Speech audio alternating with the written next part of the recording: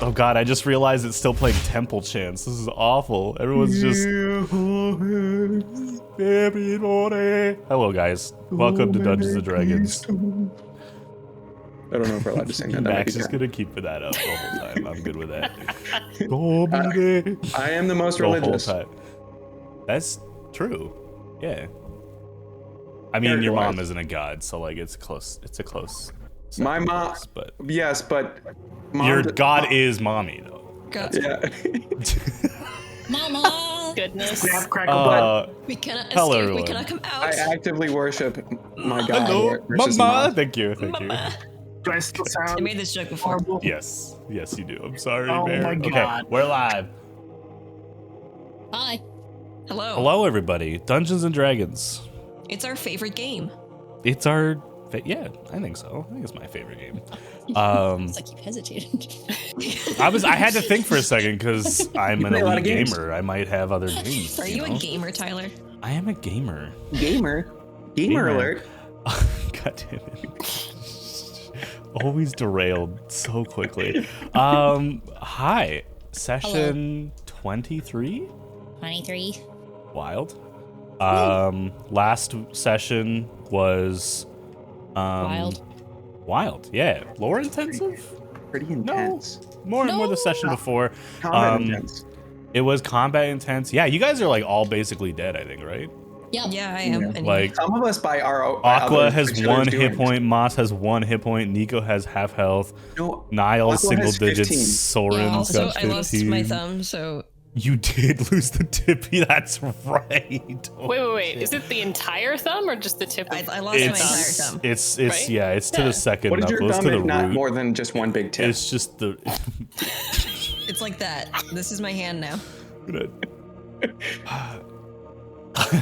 Anyways, I'm sorry. Great. Dungeons and Dragons. I hate all of you. Oh, this is great. I love this. Recap tip this gone. week is brought to you by Aqua, and I'm very excited. Aqua, you said no music, right?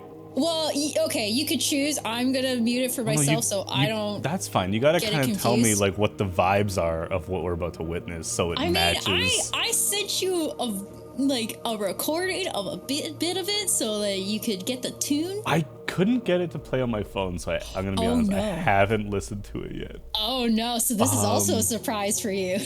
Yeah, a little bit, Oh no! because I was preoccupied when that when Am you I sent me that. am I still a bowl of cereal? You sound perfect now. He's You're no longer a fine. bowl of cereal. Oh my god. You ain't no Raisin Bran no more. You ain't no raisin bran no more. You're Reese's like a Puffs. bell. I love it. Okay, but like real quick though, what kind of vibe are we thinking? Picture a lute Uh-oh. bard A in loot? a tavern. I can do loot. Kind of like the vibe of toss a coin to your witcher. Okay. Okay. That's the Play kind of that vibe as much as sing? I would like. I Yeah. am. Oh, Everyone, be very ready.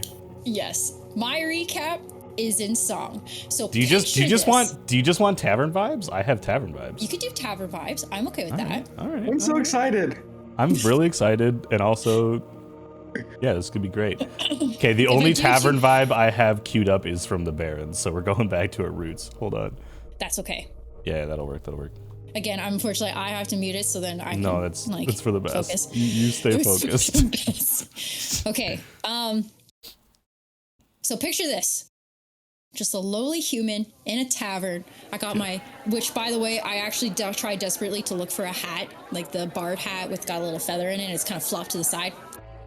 Didn't really want to spend $90 on it. So I was like, oh, okay, I guess I'll pass on that. Anyways, distraction over. Previously on this amazing show, we find the library group with Nico starting the snoop of Niall, then Aqua and Niall snooping back. They discover that Nico had a lover who died from the horrible plague. But using the professor who knows portals, maybe Nico can bring her soul back. Moments later, they hear the guards running towards where the boys were. The three now worried and decided to follow, curious to what will occur. Now back to where the meeting was, we find Soren under the table due to Moss's orb bomb. It actually killed some people. 3 death saves. 3 death saves. Come one, come all, and join us on 3 death saves. Moss's mother was pleased but mad that when she used her revivify spell, one of the council members never woke up, showing her that he was a traitor. Moss figured it was time to go, to leave the seas so she can deal with that. But before he left, he looked at his brother, where he gave Moss a proud nod. Wait, where am I? Sorry. Next Moss wanted... Don't giggle! Moss wanted to check out his sister's garden that she looks after, only to discover that she wasn't there, but she was off on a voyage for their mother. Moss thanks the gardener for the info, but also started... I'm getting nervous, but also stating you can go home. The gardener said thank you before turning into dust. Wait, he turned to dust. Wait, so does that mean that when Moss touches anything that belongs to his mother, they turn to dust? 3 death saves. 3 death saves. Come one, come all, and join us on 3 death saves. Final part is sorry. The group eventually got to the portals where it led them to the house of Ferrix. There they will find the seer, I hardly knew her, who might guide them to the Isles. Finally meeting with Seer, stating that she could help. But the group had to duel her, which they were successful, losing a thumb along the way. Sorry, Niall. In order for her to take the group, they had to drink her poisonous tea. One by one, their souls entered the Isles, where a group elves greeted them.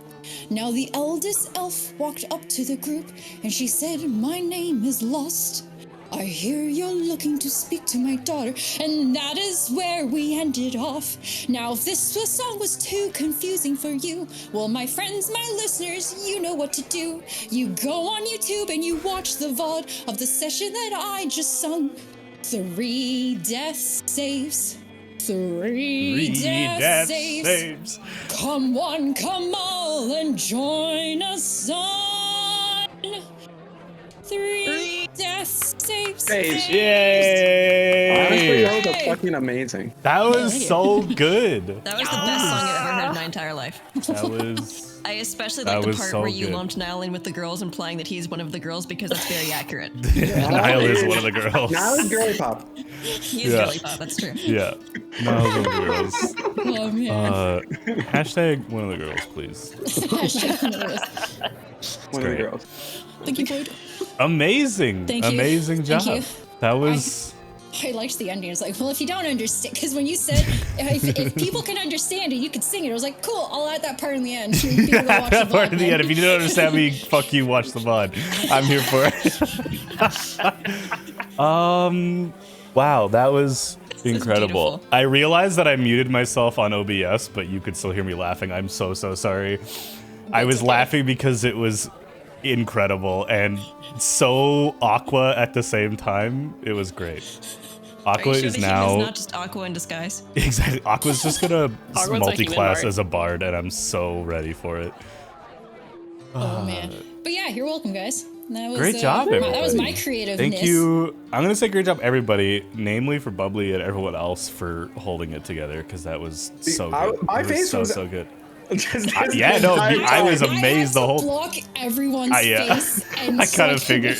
I was just like so enthralled. So good, so good. Oh man. All right, and I think that's what happened. That's yeah. I don't And think if you you want really more missed detailed, anything. go to the fucking VOD. I'm just Just saying. watch that shit. Watch that shit. Episode much 22. So much anger. Yeah, what was The episode bottom line, 22 I just called? steal I've your already. God, already- Watch Watch it. it. God the librarian. God, Steal your- Seer the historian. Let's go. My adrenaline kicked in 100 after singing that, so I'm trying to calm You're just down. like I Are buzzing. you can ready? feel No, my don't heart calm going down. like Use this. it. It's fuel. Bring that For the energy. fire. I mean, we did literally almost die. Yeah, everyone is looking real bad. All right, I'm fine. we need some intense music. There's lots going on. Excuse me. DJ, hit that. There it is. There it is. All right. You guys come back, jumping into tonight's session on the what's the best word for this? This outcropping area of smooth stoneworked material, not dissimilar to the palace that Moss's mother calls home. This otherworldly material that you've never seen so finely and smoothly cut, as if cut by a perfect blade. There's no teeth marks, there's no grooves, there's no wear and tear that would be caused by the wind and the rain.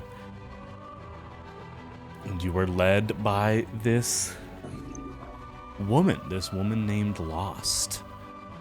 Wears a very simple, like muted gray series of cloaks. There's multiple layers. You can see some of them are sheer. You see through into some of her underclothing, which is a darker set of gray.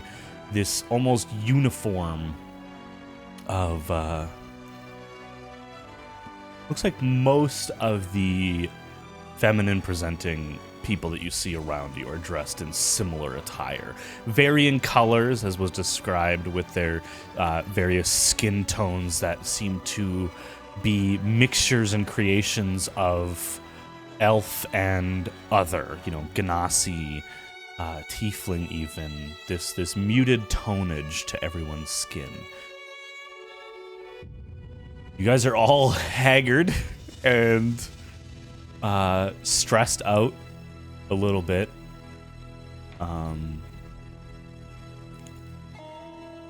What do you guys do? Well, I imagine you're following her, but I did thinking. heal Aqua for 14, so they're at 15. Ooh, Yes. Okay. Very, very helpful. Considering That's all I did. Days events. Okay. Fair enough. Looking around, is there anybody like looking at us like we're out of place or like oddities, or are they just like, eh? Give me a Yeah. perception check, absolutely. Because I would be matching their stare. Just like, Yeah, like what's the energy? Just making eyes at everybody. not really matching, but like not like looking away when if we I don't make want eye to alarm contact. you guys, but I have a feat that, from my no. background, that makes everyone look at us. That happens. Oh no! But no, Nico's looking around curious, and Soren's just making eyes at anyone who looks his way. Nico, what'd you get with that roll? 13 for Sapadu. I got a 13? 14 per Sabadu. Not terrible, not great. Sorry. Yeah, you don't get a lot of insight on what you're looking around as you're perceiving the creatures around you. They do seem to take notice and aren't ignoring you as if your circumstance happens every day. But there seems to be a heavy admonishment of respect towards the person leading you. And like a royal figure stepping through a busy crowd, the streets, which are not heavily filled, seem to form a bubble around you and your group as this creature moves through, almost in reverence, not in fear. You don't sense fear, and it isn't like, the lower class, like fleeing from royalty. It is a heavy amount of respect to make sure this person does not experience any obstacle on their path. And you are being led by such a creature. It's an honor.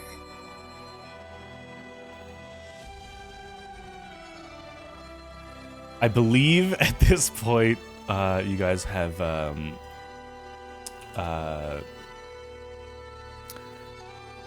sealed Niall's wound.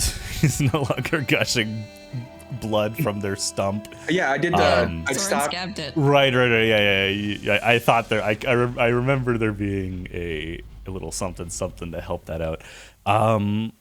You guys are led through a winding path of this same material. That there seems to be similar, Nico, this would be the most familiar to you in terms of its origins.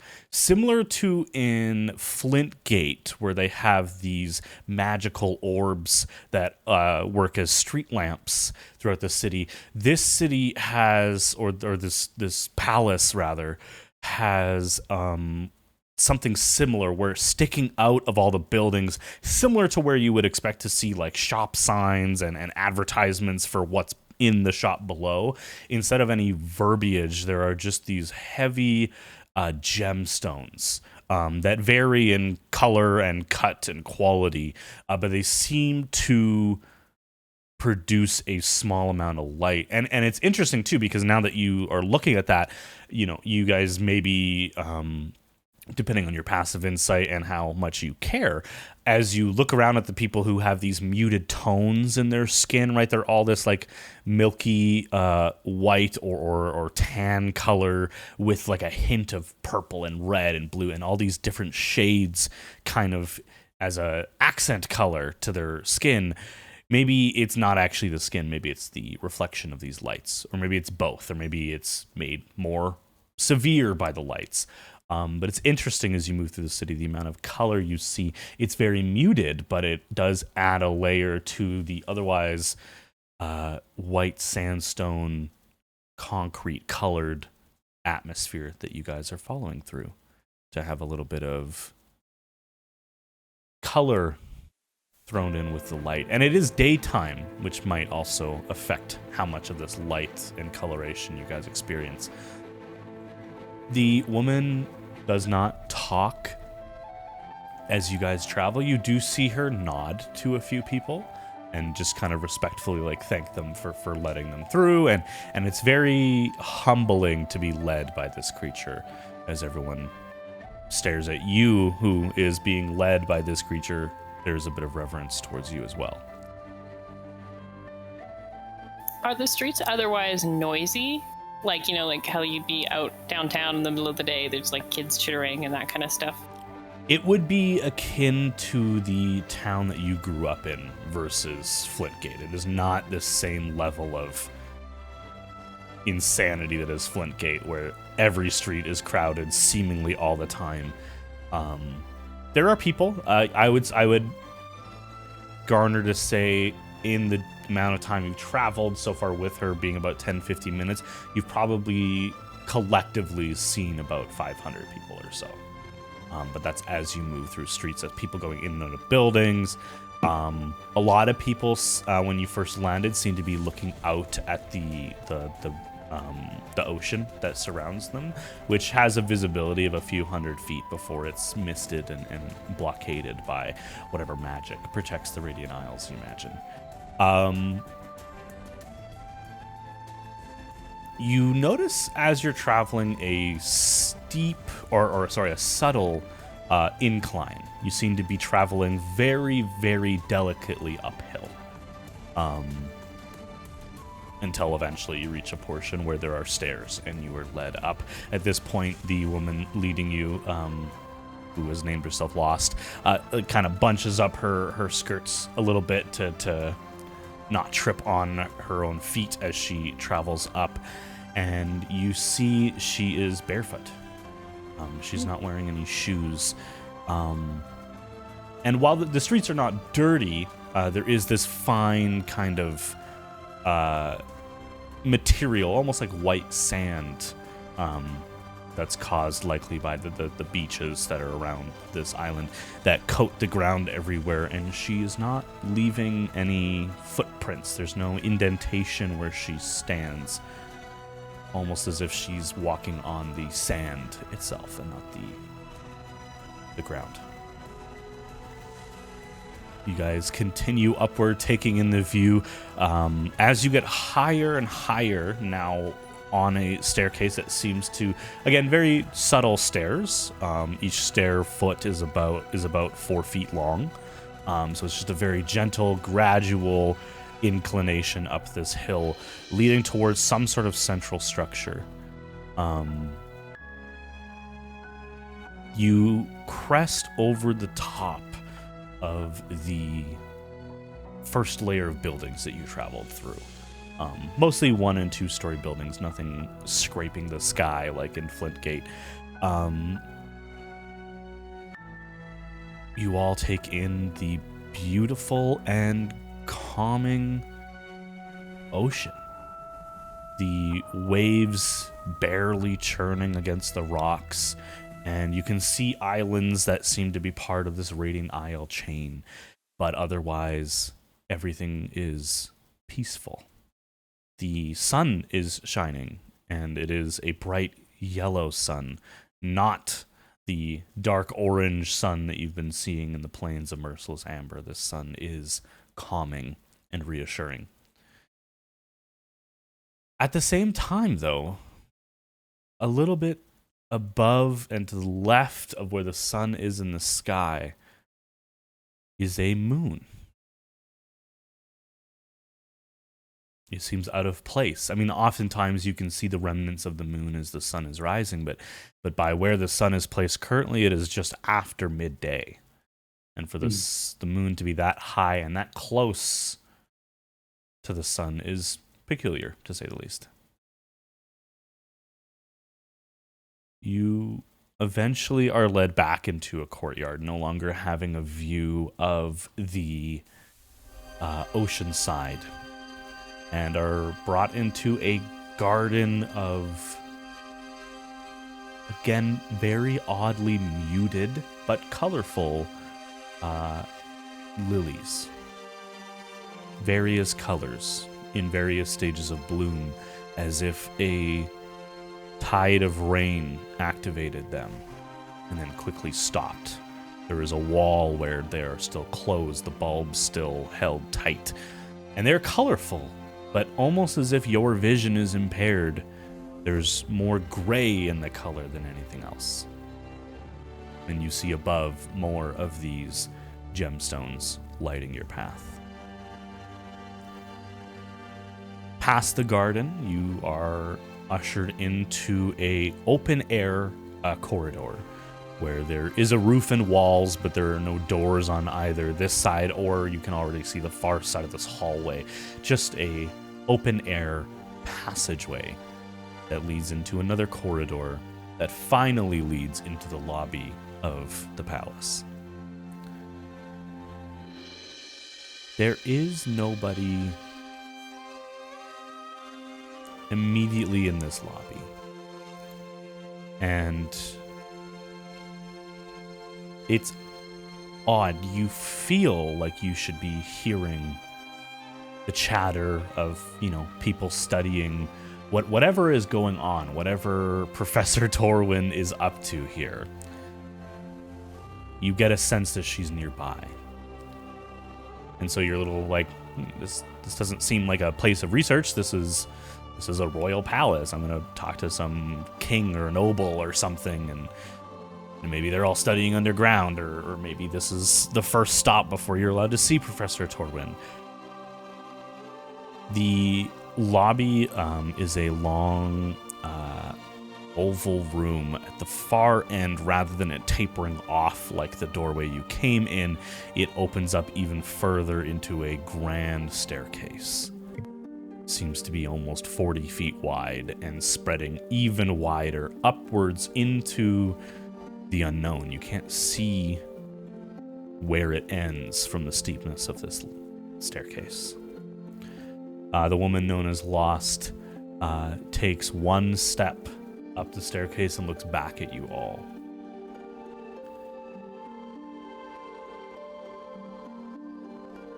Doesn't say anything. Smiles.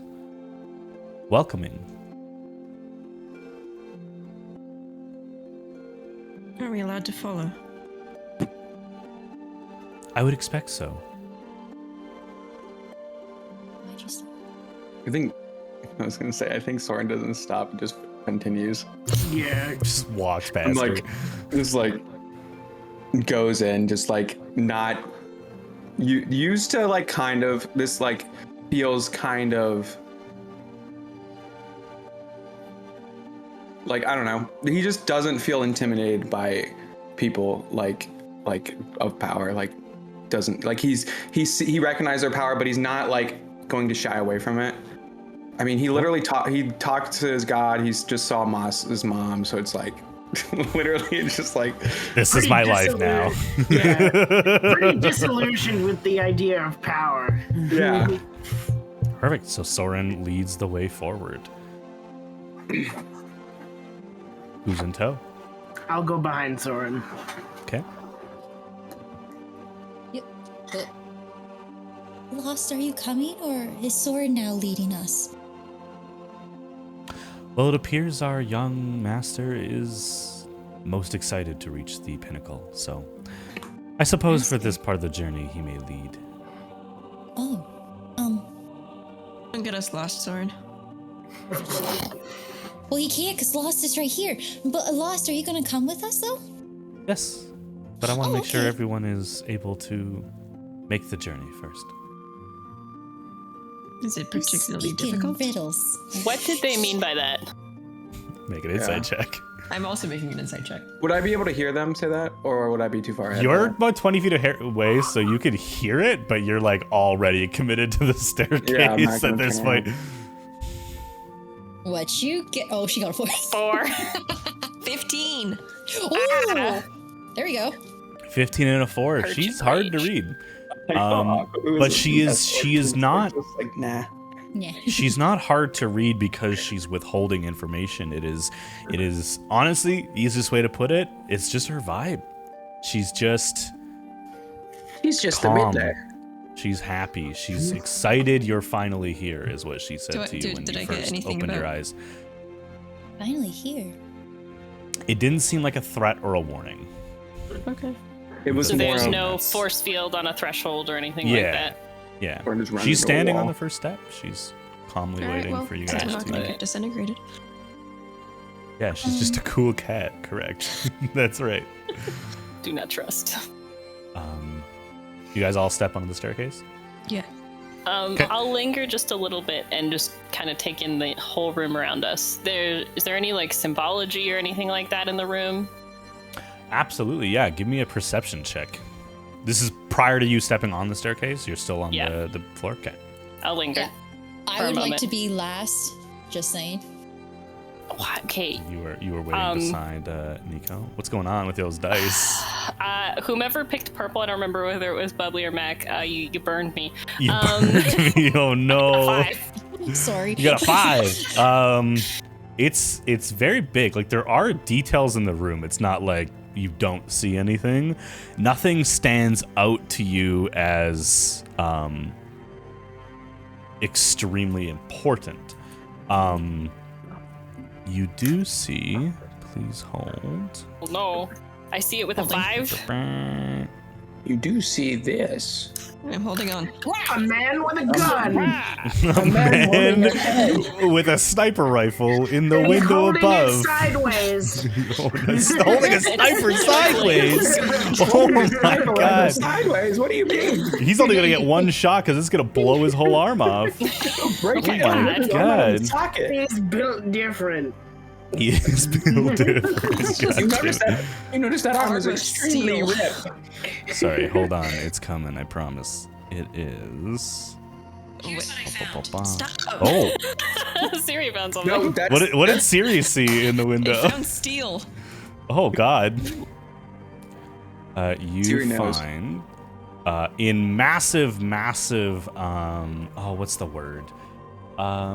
Stained glass window artistry above the door that you walked in, but very high up. Imagine the cathedral, right, where the entrance is narrow but very tall. You see the symbol that I just posted in cast notes. Hey, yo. What is Hey, cool. Describe it for our friends. Familiar? Describing it for our listeners. friends.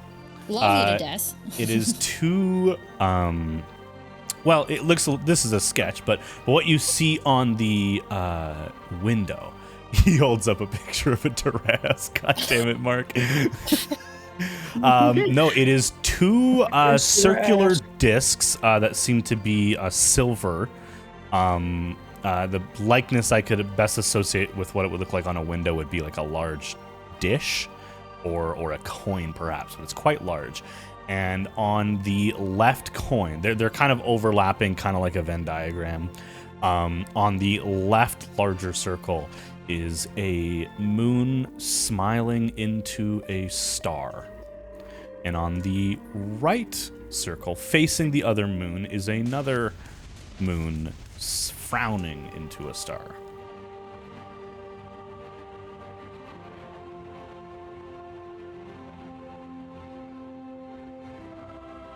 Does that look like anything that I've ever seen in my studies before? Give me a religion check. Oh, yeah, 10 out of 10. All right, new dice. New hopes and dreams. Not better. Oh, no. I think it might be the not common denominator. 13. It's your hands. You got to use new It's hands. just new hands. Roll 13, you said? Any. Roll it like this. Just do the little sprinkle, the Salt Bay dice roll. Sorry, you said 13? Correct. You have no recognition. Not even a hint of, oh, maybe I've seen this, but I can't remember where. You have nothing. Around the room, there are also other artist depictions of various very gaudy, massive paintings, like 20 by 30 feet long, oil paintings depicting, well, based on what you've heard since you've joined the Feywild, it looks like different regions of the Feywild. You see a very artist... they've taken a lot of liberties depicting the plains of merciless amber from the perspective of someone standing on a green hillside looking over, so it looks a lot smaller than the vast plains that you traveled upon. Various descriptions like that, where it seems to be mostly landscape. They do all seem to have a perspective from someone, as if someone were seeing this. Not just a landscape, but a perspective. Okay. Nico and Aqua step onto the staircase. And as you pass Lost, she pulls up the rear and follows behind you. You guys are kind of spread out a little bit since Soren's no-nonsense, I ain't scared of gods slow anymore. Down slightly, but I'm not stopping. Yeah, so you're still kind of one stepping at a time. Like slowly slowing down, like slightly slowing down, and kind of taking in the surroundings a little bit, Sure. but not really like intensely as Nico is. It's just more of like gathering my, like kind of looking for if there's any like. There's more of like Soren always looking for another way out, just in case. What is her name? Yes, I got it right. Okay. Okay. As you guys all are finally moving in the same direction again up the staircase, in a flash of, yeah, honestly, I had to look up the name because I don't know how else to describe this. You know Galadriel from the Lord of the Rings? You know when they like are about to take the ring, like they're tempted by it, they go like photo negative and like you just get a flash of all of your surroundings go to that. And for the first time since entering this area, all of the muted colors seem to sharpen into focus for just a second, as if stepping through a barrier. The photo negativity fades, and you realize you're no longer walking forward, but the staircase is still moving, as it Escalator. Kind of like an escalator without any risk of your feet getting eaten. You are moving at a slightly faster than the pace you were walking at, Soren, but a still gradual step up the palace. Finally looking down, Soren, because you said you were looking around the room, you look down and catch Lost's eyes, and she is just the slightest hint of a smirk and nods in your direction for taking the lead. What do you mean by that? I'm just kidding. The odd thing is, you know roughly, based on how far you've traveled on this island and what was described to you earlier, that the islands are not very large. No more than maybe a mile long in any direction, and even that would be stretching it. The staircase doesn't curl around a central pillar as it goes upwards. It is simply going forward. Just upwards. Stairway to heaven, just going straight up. Oh, we're dead. No end in sight. You don't see a landing ahead. As you move, as if on a slanted elevator, you see various artistic depictions of more of the Feywild. You see a rendition of the three ladies as three miasmic points of the same day at the same time, represented by silhouettes. Again, this weird silhouette architecture that you're seeing. Finally, after what seems like entirely too long, the stairs seem to slow down like a Ferris wheel coming to the part where you're finally going to disembark, slowly clicking into a formation where you are allowed to walk the last few steps as it stops where Soren would be at the top, and you guys are all a little bit behind him, onto a landing of royal red carpets with the classic gold-trimmed thread that you would expect from a royal carpet. Ew.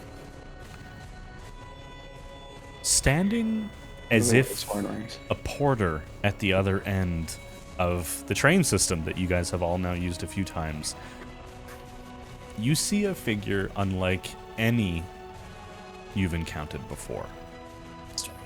And as your eyes fall upon her, an otherworldly aura envelops the surroundings. Standing tall and slender, her presence seems to shimmer with an ethereal grace, as if she stepped right out of a dream.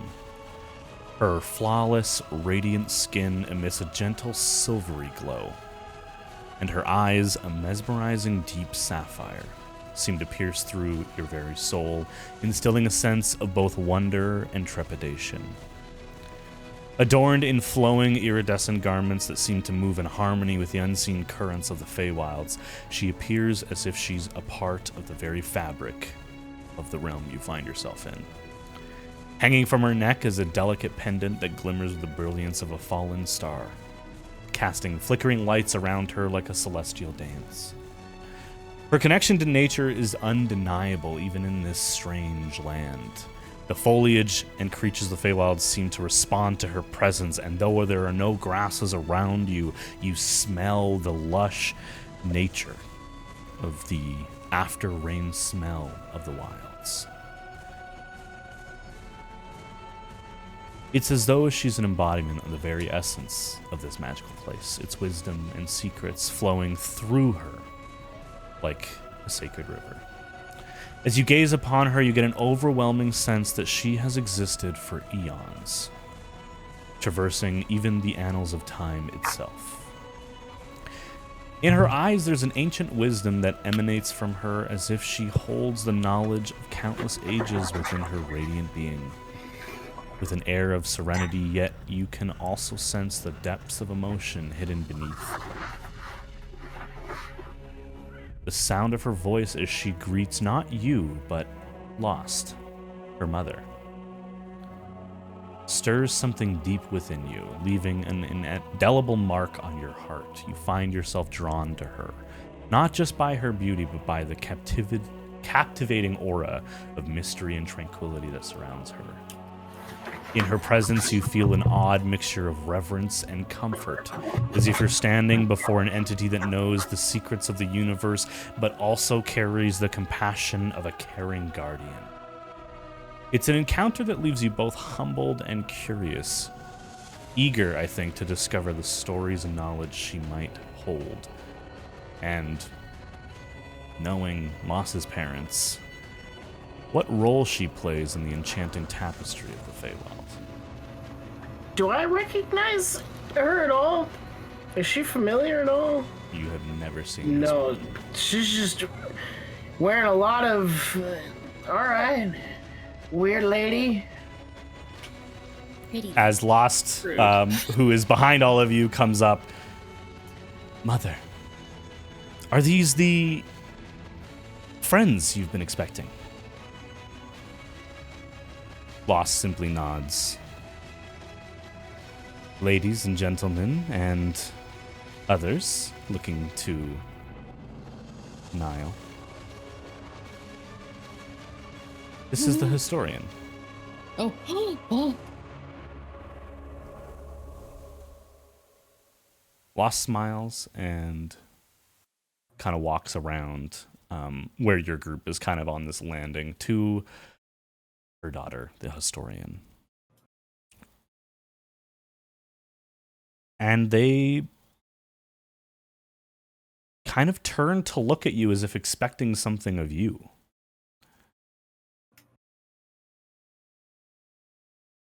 Roll insight to figure out why they looked at me. Sure. I'll do I another. have a feeling I know why, because you also have other people inside you, so like technically. What are you talking about? What do you mean? That's my That's guess. an 18. That's an 18. Again, not a threat, not a mark of fear, but a acknowledgement that there's something different about you. Oh boy, okay. Now built different. I'll build different. I'm just He's quirky. he's one of the girls. That's all. He's one of the girls. pop. He's just I just keep saying that he's girly pop, okay. He's girly pop. until it sticks on. Um, But yeah, both the historian and Lost look irreverent and just kind of wait. They kind of. You said they have an expectant look. Like. Or, Yeah, honestly, the best way to put it for Soren, who's at the front and just kind of like, that was weird. Because you're still like forcibly like looking at the historian. Like this is the oldest and yet the most perfect creature you've ever seen. Yeah. It's something that is drawn out of you, and even that might frustrate you because that doesn't seem like a thought coming from yourself. Mm-hmm. But these two people are now standing as if you've just entered their shop and they're waiting for you to say something. Nico. Yeah. I'll push past all the legs because I'm real small, and at the end, Right. Scoop it, like You forwards. go. So we're here seeking some information of, and I understand you are very much incredibly wise, as well as you may have a guest who is a teacher of mine who I need to consult for some other answers. But pleasure to meet you. She kind of curtsies in your direction, the historian, but looks bewildered. You have come all this way to the Radiant Isles for information. That is no small task. We're Well trying done. to save someone. Well, Yeah. multiple Important. people, but Most most Most pressingly short-term one. It's the most important one. Professor, you said. Yes, my mentor, Amiris Torwin. She should be Torwin. working with yes, the human. Yes, she is under my employ. She entered into a... Well, you called her a mentor. I suppose that would be what I would be to her in her eyes. I am seeking for a new apprentice, and... Well, that's not the right word, I suppose. I am seeking for my successor.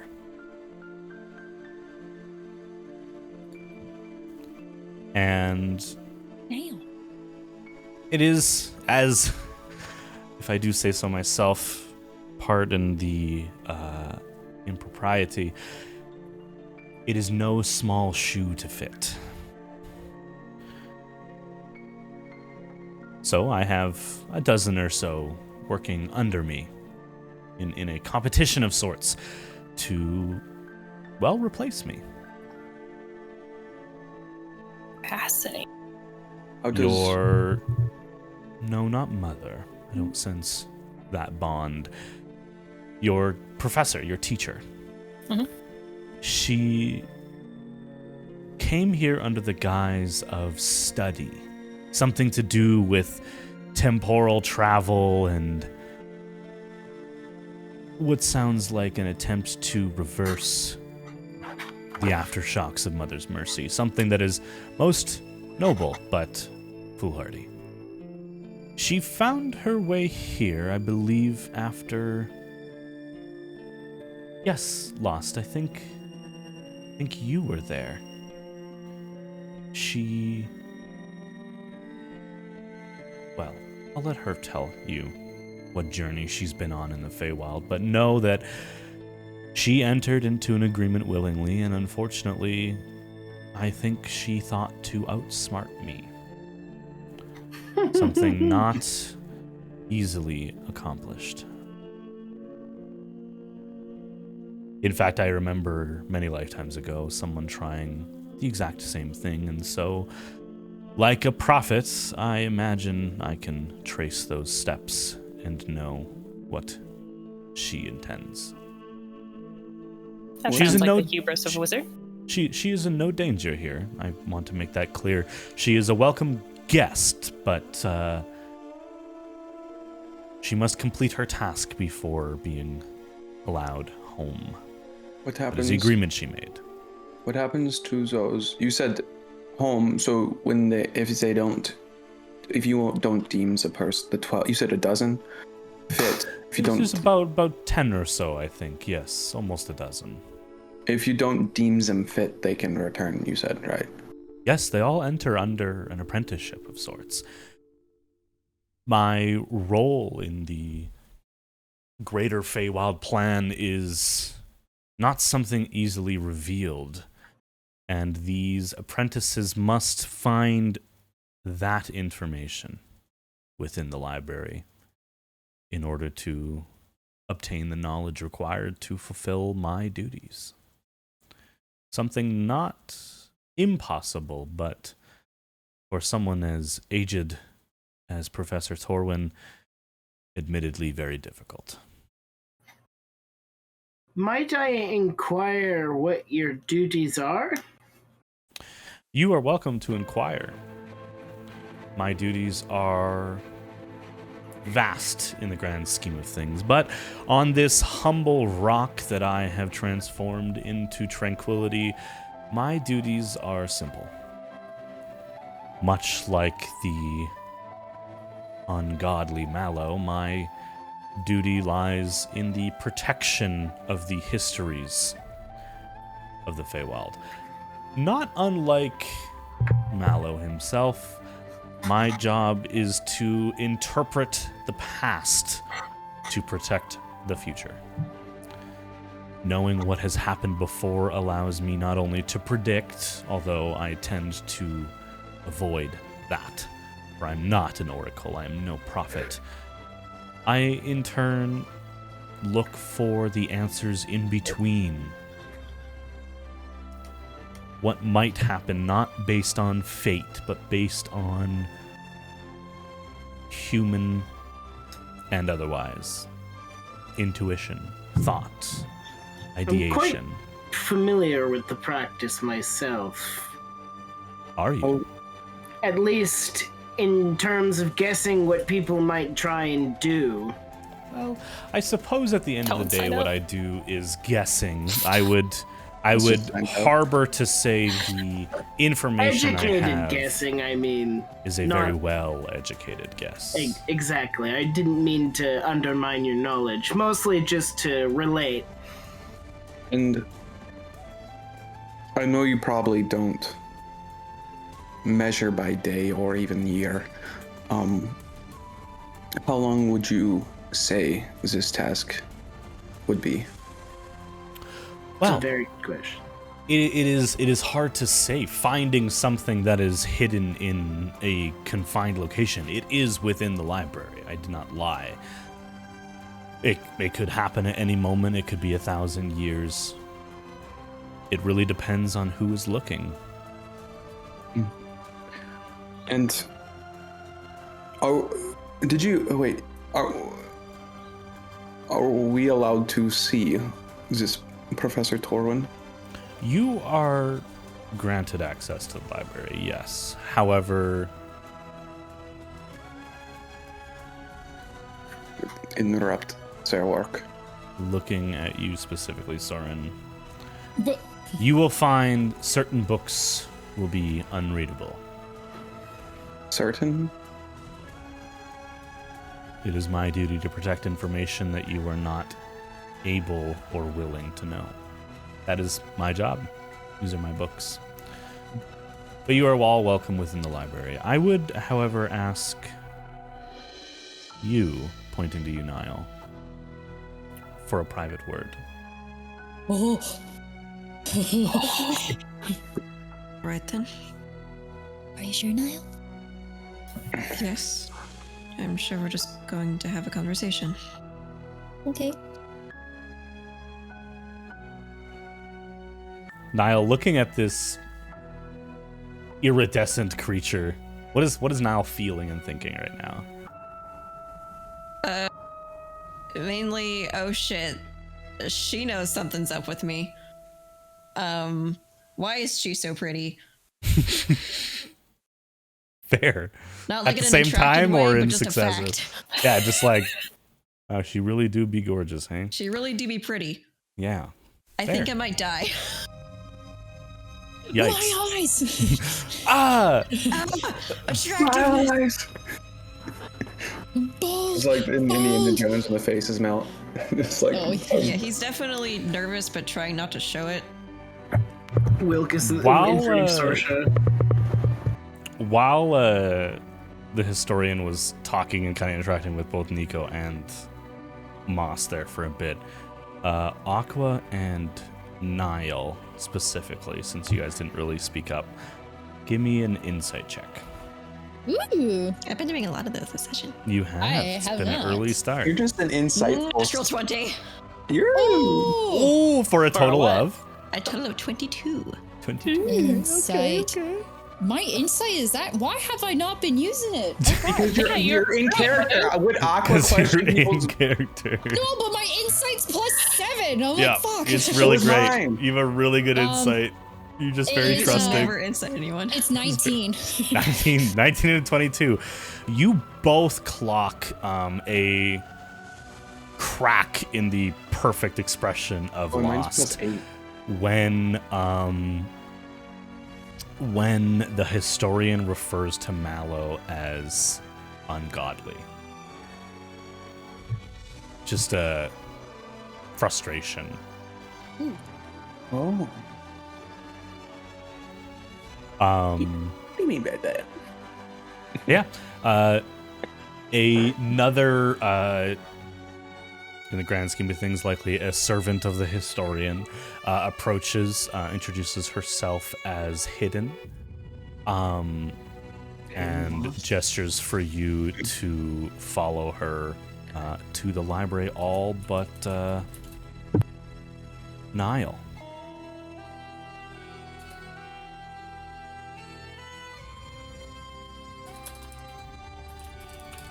Alright, I'm just putting notes so you guys.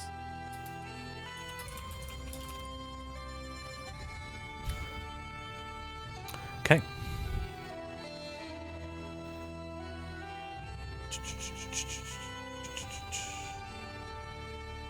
Now you are led into like a waiting room. There's tea and other accoutrement available to snack and graze upon. The historian and Lost both take a seat on a like a love seat, but it's not very comfortable looking. It looks more like purposeful. almost like a shared chair, if that makes any sense. And there are other more comfortable looking attire around the room for you to take a seat in as another servant who is already in the room exits and closes the door. I'll find a seat across from both of them. Okay.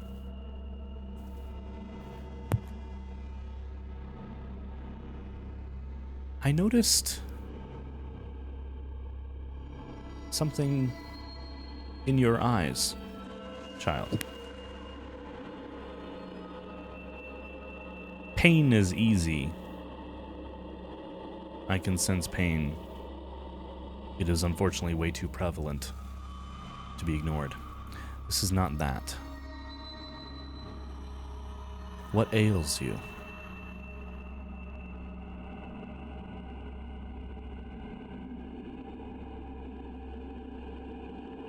Well, suffer of the Fey Plague back in the material plane.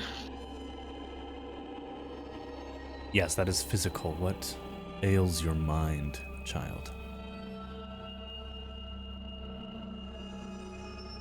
You do not have to tell me. I am not in any position of power over you, but I will say in my history, I have learned nearly everything there is to learn.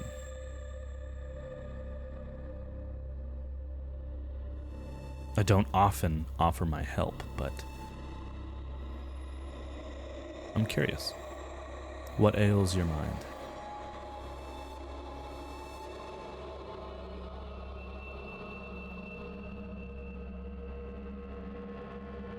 I am under a contract with an entity I do not know the name of, and I wish to free myself of it. I see. How did this contract come to be?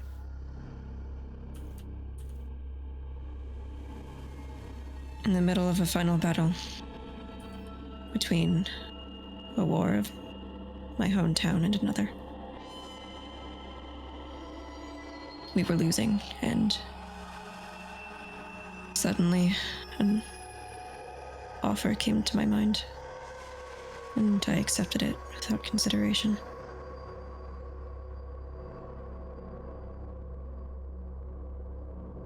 It just appeared before you? Was it in your mind? Was it physically present on the battlefield? It was as though time itself slowed down to a halt. Okay. Very interesting. Something that can affect the material. Something strong. And what was the agreement? Clear at the time. Simply asked me, "What are you willing to sacrifice for your greatest desire?" And I said that I would sacrifice anything. Because I thought it meant saving my home. Did you save your home? I did. But that was not my greatest desire. Oh?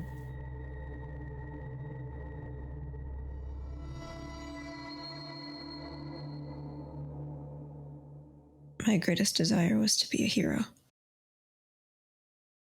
To be loved.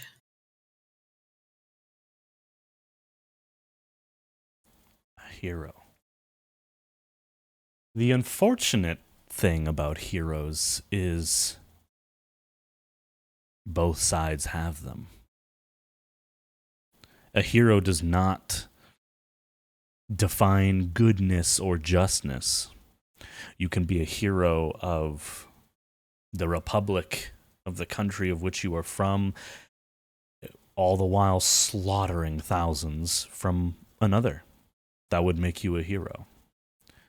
You could also be a hero of the entity that you have gone into agreement with.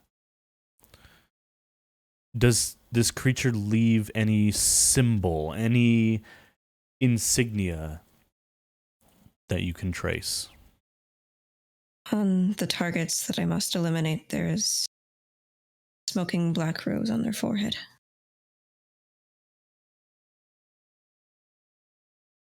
Interesting. I do know this creature. They are reaching far above what they should be able to do, which leads me to believe one of two things. One, they have help. Something of this nature. This creature would not have the ability to slow down reality. Although that might have just been adrenaline. I was not there. Or the land from which this creature originates is growing stronger, allowing their sentinels and princes more power than they ought to have.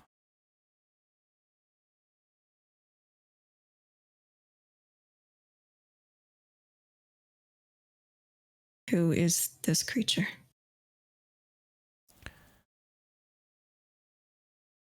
I can tell you his chosen name. It is unfortunately not my right to give you his true name, and I hope you understand that.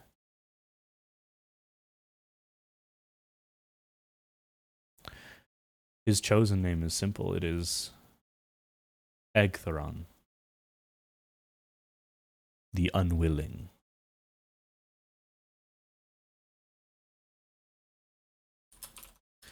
He is a creature that operates within shadow, as I'm sure you've come to realize. He is powerful, but I am confused what he wants with you. Has he communicated in any way what your purpose is to him? He is preparing for some sort of war. And the targets that I eliminate will somehow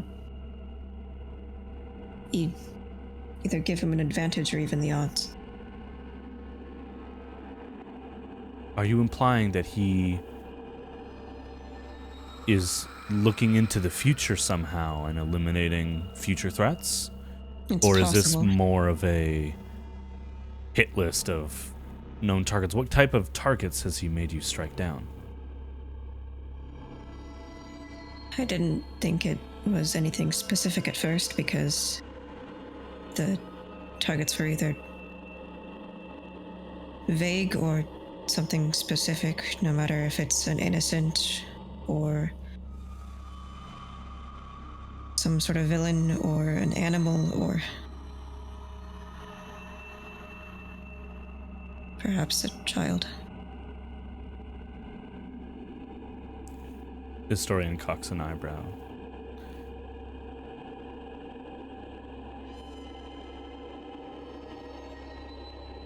Interesting.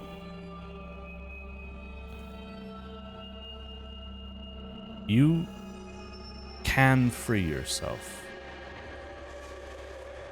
from this creature. You have what it takes to do that. Maybe not yet, but you said you want to be loved. That is your greatest desire. To be a hero. And that is what you bargained for. Yes. Now, I do not know the full details of what was said on the day of the signing of this contract, but if it is anything like a standard Archfey contract, which there are many similarities between that and those that are more demonic or otherwise, you can challenge that your overlord has not delivered on his end of the bargain. But if you were vague in saying you are loved and you are a hero, then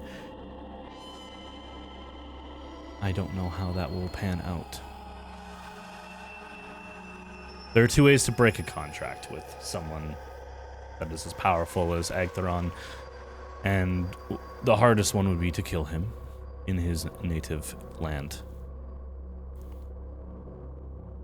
The other would be to convince someone else to enter into contract.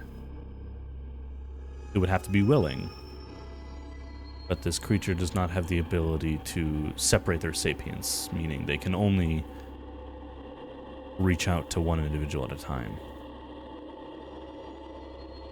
Do you understand? Yes, I do.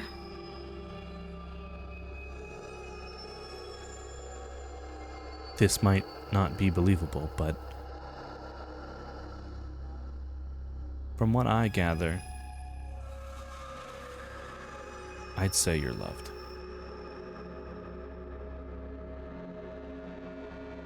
As for being a hero, like I said, there are heroes in the eyes of everyone. What hero? Delayan. What hero indeed?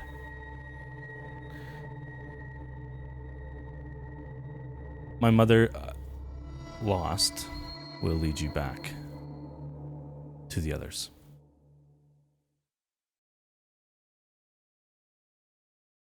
Thank you. Thank you. I would not have learned as much as I did without you. I find that often the case. You are let out. You are let out. You know what? You've been rolling them all night. I'm going to give you one last insight check. Yeah. Or perception. Up to you. That's a 9. Let's see which one's better. I'm pretty sure it's perception. Nope, they're the same. Okay, that's 11. 11. You leave. Nice try. That would have been great. But no, you got a nat 20 on the one before. And then she stabs me in the back, and then I... Yep. Paralyzed you. Okay. You eventually meet up with the rest of the group who are weirdly just arriving at the library before you. The way that conversation not taking as long as maybe you thought. You guys all enter the library. We'll start with Nico. You see people in what you gather to be apprentice robes. You've seen similarity in Flintgate. What do you do? Where do you go? You enter this massive library. The bookshelves about 30 feet tall and narrow. No library carts, no rolling ladders or anything like that. You're not sure how to get to the books above, but about to faint. Just jump. Just jump. You just gotta climb. Just gotta go for it. There's like a rock climbing thing on the back of each bookshelf that you have to master in order to get there. Boulder, yes. Yeah, you just gotta boulder your way up. This is the reverse Dewey Decimal System. I guess I'll take a quick scan first and see if I can pick out Torwin from the crowd of folks.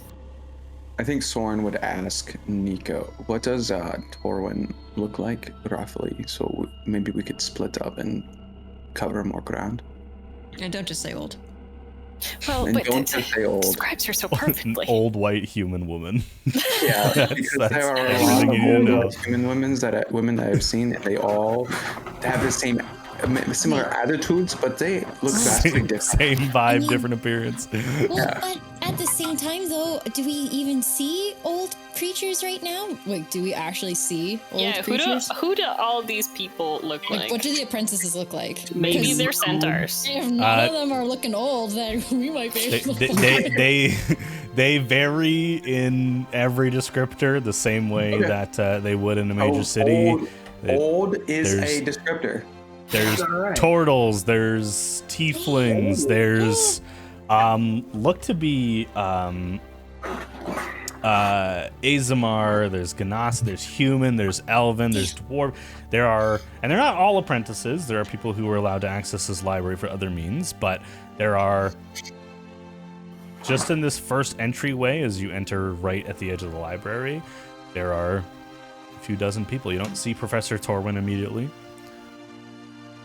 All right, well, Soren, the best way to describe her is kind of like a feeling. If you look her in the eyes, you get a very stern intensity, like an intelligence, but also like she would babysit your cat for you and bake you cookies. What does her hair look like? I don't intend to look her in the eye because I feel like her eyes would be buried in the book. You just gotta stick your head in the book. And we just, like, ask other people? We could just... Does she have a scar? We could just, like, address the room, maybe. I'm also here. Like, we are at the library, too. That's true. That's true. You could research. I can likely easily find her. We could get lost in the books. Well, I was going to do both. Because if I run into her... How do you do both? You have to teach me this.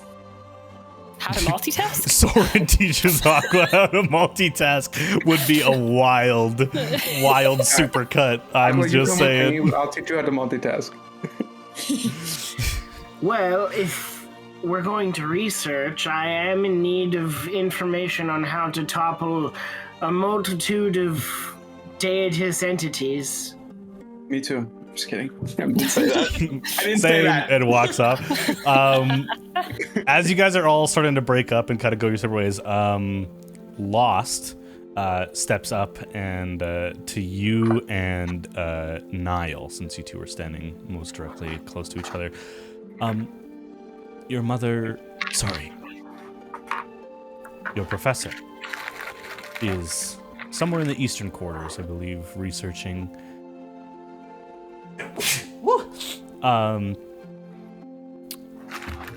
I would grant you an assistant, if you so desire, who may hasten your approach and any research you tend to do while here. You have your pick, and she turns, and there are, as if waiting for an assignment, 3 young human women, like late 20s. Just very like soft features, like they're not quite smart enough to be apprentices, but they obviously are familiar enough with the library to guide your assistant, you're researching. They all introduce themselves. There are 3. The first one is named Adrift. Oh, I thought it was going to be... The second one is Gone, and the third one is Astraye. Oh. Adrift, Gone, Stray. They seem very lost. Seems to be a theme. Absolutely hilarious. I nudged Lost as Moss said that. Huh? Moss did not say that. She looks at you, not understanding the comment. Damn. I will specifically walk up to Astraye, shake their hand, and be like, "Let's go." All right. She kind of curtsies in your direction and follows about 10 feet behind you, allowing you space to move. You and Niall go off looking for Professor Torwin. Soren and Aqua go off to teach Aqua how to multitask and also research and also maybe find Professor. I'm and mostly Moss going goes looking for a How to Tear Down Governments for Dummies textbook. Oh no, Yeah. I'm looking for basically if they have any information about the Ascendancy that predates their existence as the Ascendancy. Gotcha. Okay. Well, we'll get there. We're going to start with Soren and Aqua. On top, Soren is kind of half-assedly looking for Professor Torwin, but more so looking for, just in case Torwin doesn't give the information they need, he's also looking about, like, some information on how to reverse portals, as well as any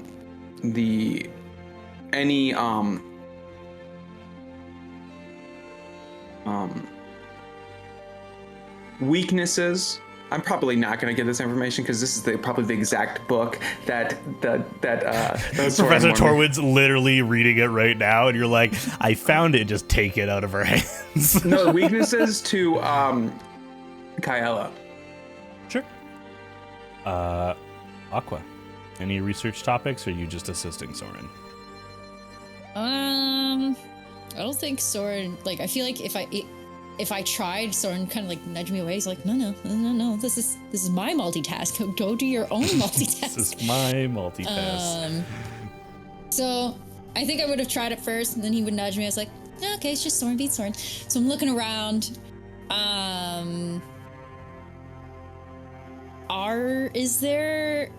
So there's two things I want to try. One, what's the most colorful book out there? In this vast historian's library. Just like the aisle that we're walking down, do I see something that catches my eye right away? Make a perception check. Love it. Love to hear it. Perception is also +7. Oh. I wonder if she has a That's copy of natural Fish, one. the autobiography. I got a natural one with You a got a +7, natural one. so I got an 8. It takes you a while, and by the time you find this book, you no longer see Soren. Oh no! But you do find a book. Yeah. It is titled The Histories and Folklore of Crystalline Magocracies. What? Correct. The Histories and Folklore of Crystalline Magocracies. You flip through a couple pages, and you actually find yourself kind of interested because almost each page has a very detailed oil painting sketch of gemstones. This appears to be some sort of book on a long-lost knowledge of a gem-based magic society that you kind of start skimming through. Soren, with what you're looking for, I first need you to roll a d10. Where you at? Where you at? Where is it at? Oh, you're right. Where you at? I got a 10. The 10 on a d10. Please go ahead and roll your investigation check. Alright, baby. What do I have in that? No, this library is not swarming with Vashnerati. Can I give myself guidance? Or whatever they're called. Yeah, you can guide yourself. You're researching. Alright, I got a 16. 16 and They a rolled pretty 10 bad. on the d10. Remind me again what your topic was. It was looking additionally for reversing irreversible portals, or like opening portals just additionally, because he doesn't want to put all his eggs in one basket. Cool. And also Kaela's weaknesses of Kaela or deities of that sort, of like mother deities, like above, like, because Sure. I feel like there's a step of Kaela's a step above of the rest of the children. Absolutely. So we'll go with your first topic first. We'll do a separate roll. We'll come back to you for that second part. So keep note of that. In regards to the portal technology and kind of how to reverse engineer them, I will remind everyone for future rolls that this is a histories library. So this is recordings of things that have already come to pass. So you can find a lot of information, but you're not going to find textbooks of certain events and things like that. You'll find histories of people or things that have already accomplished what you're looking for. So what you find with a 16 and a 10 on the D10 is a book following the ascendancy and the decline in natural portals out of the Feywild, not just the material plane, but to the Nine Hells, to the adjacent planes such as the Shadowfell and the elemental planes, as well as the edge of the abyss, which is like a demi-plane that protects other realms from the abyss's influence, but still allows travel there, as well as leaks into the astral sea that have been reported in the oceans surrounding the main continent of the Feywild. So it goes on to speak about portals opening up like a crashing wave that when striking a creature or a boat, bring that into the astral sea. and the there's been a retrieval of that process. So there's been a decrease in portals to other planes, but an increase of spillage into the astral sea? Yes, as if the Feywild was... The best way to describe it is what is said in this book is that the ascendancy or the creation of them caused this. You don't really know if they did it. There has been a reduction in exit portals, as they're referred to, by over 90%. And because of that, or on top of that, there have been tear portals, as they're called. So rapidly visible portals that then fade over time, as if there's cracks in the plane itself that are likely being caused by there being too much of question mark in the Feywild. And Soren forcing was these portals present open.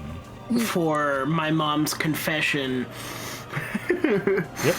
A confession of her Keeping the portals from or opening. her claim that she's keeping the portals closed. Yes. Because I can connect the dots kind of with Moss. Does it line up with what Moss's mom says about her? Like the timeline matches, but this book, the history and how it's written is skeptical that the Lady of Nights or either of the ladies would have that power. Okay. Even with their ascendancy, they are not all-knowing. And in fact, at one point in the book, it refers to them as upper archfey rather than gods.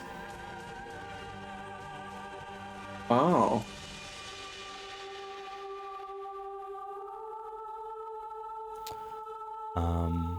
While you and Aqua read your first notes, we move to Niall and Nico.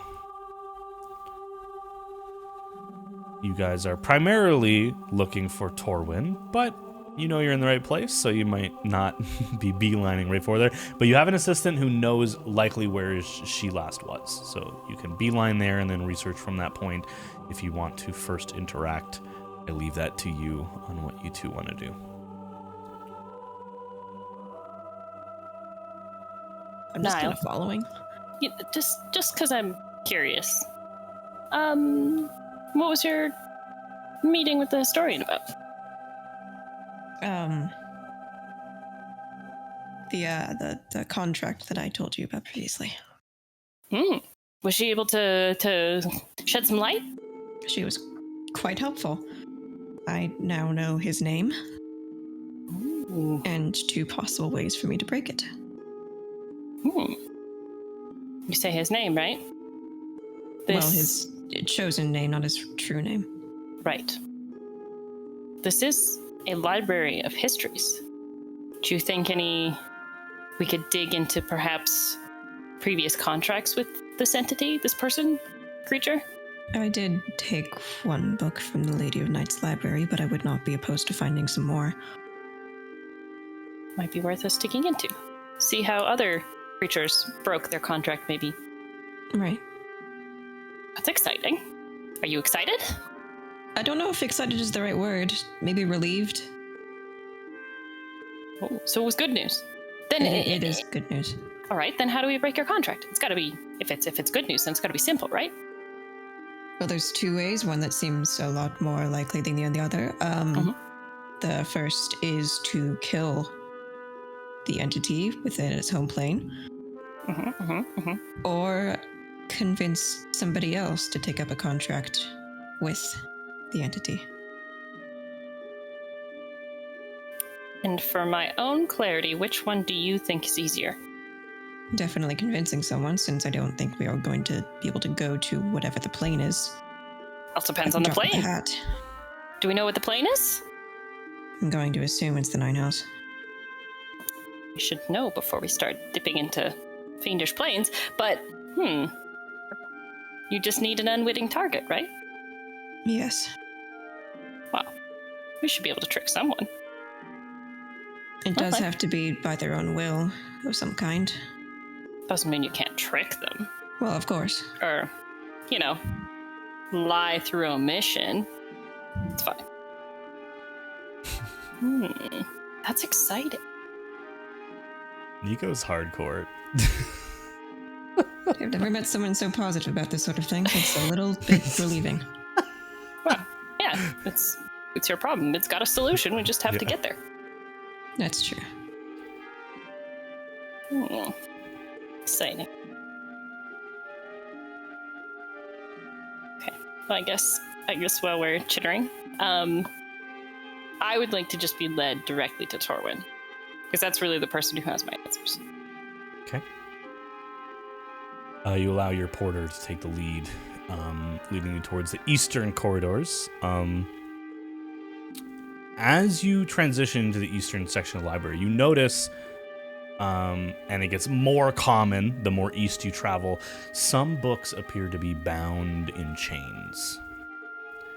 First, just a couple on a shelf, and then entire rows, before entire aisles are barred with locks. As you enter into some of the more sensitive areas of the library. And very unceremoniously, you take a corner, and the porter almost walks directly into Professor Torwin, who is struggling with a lock on one of the books. Blast it. This is the third key I've had to replace. God. Just... Oh, what's the... Sorry. Nico? Oh. God, you're here. Should I not be here? No. What did you agree to? I agreed so far to nothing. How?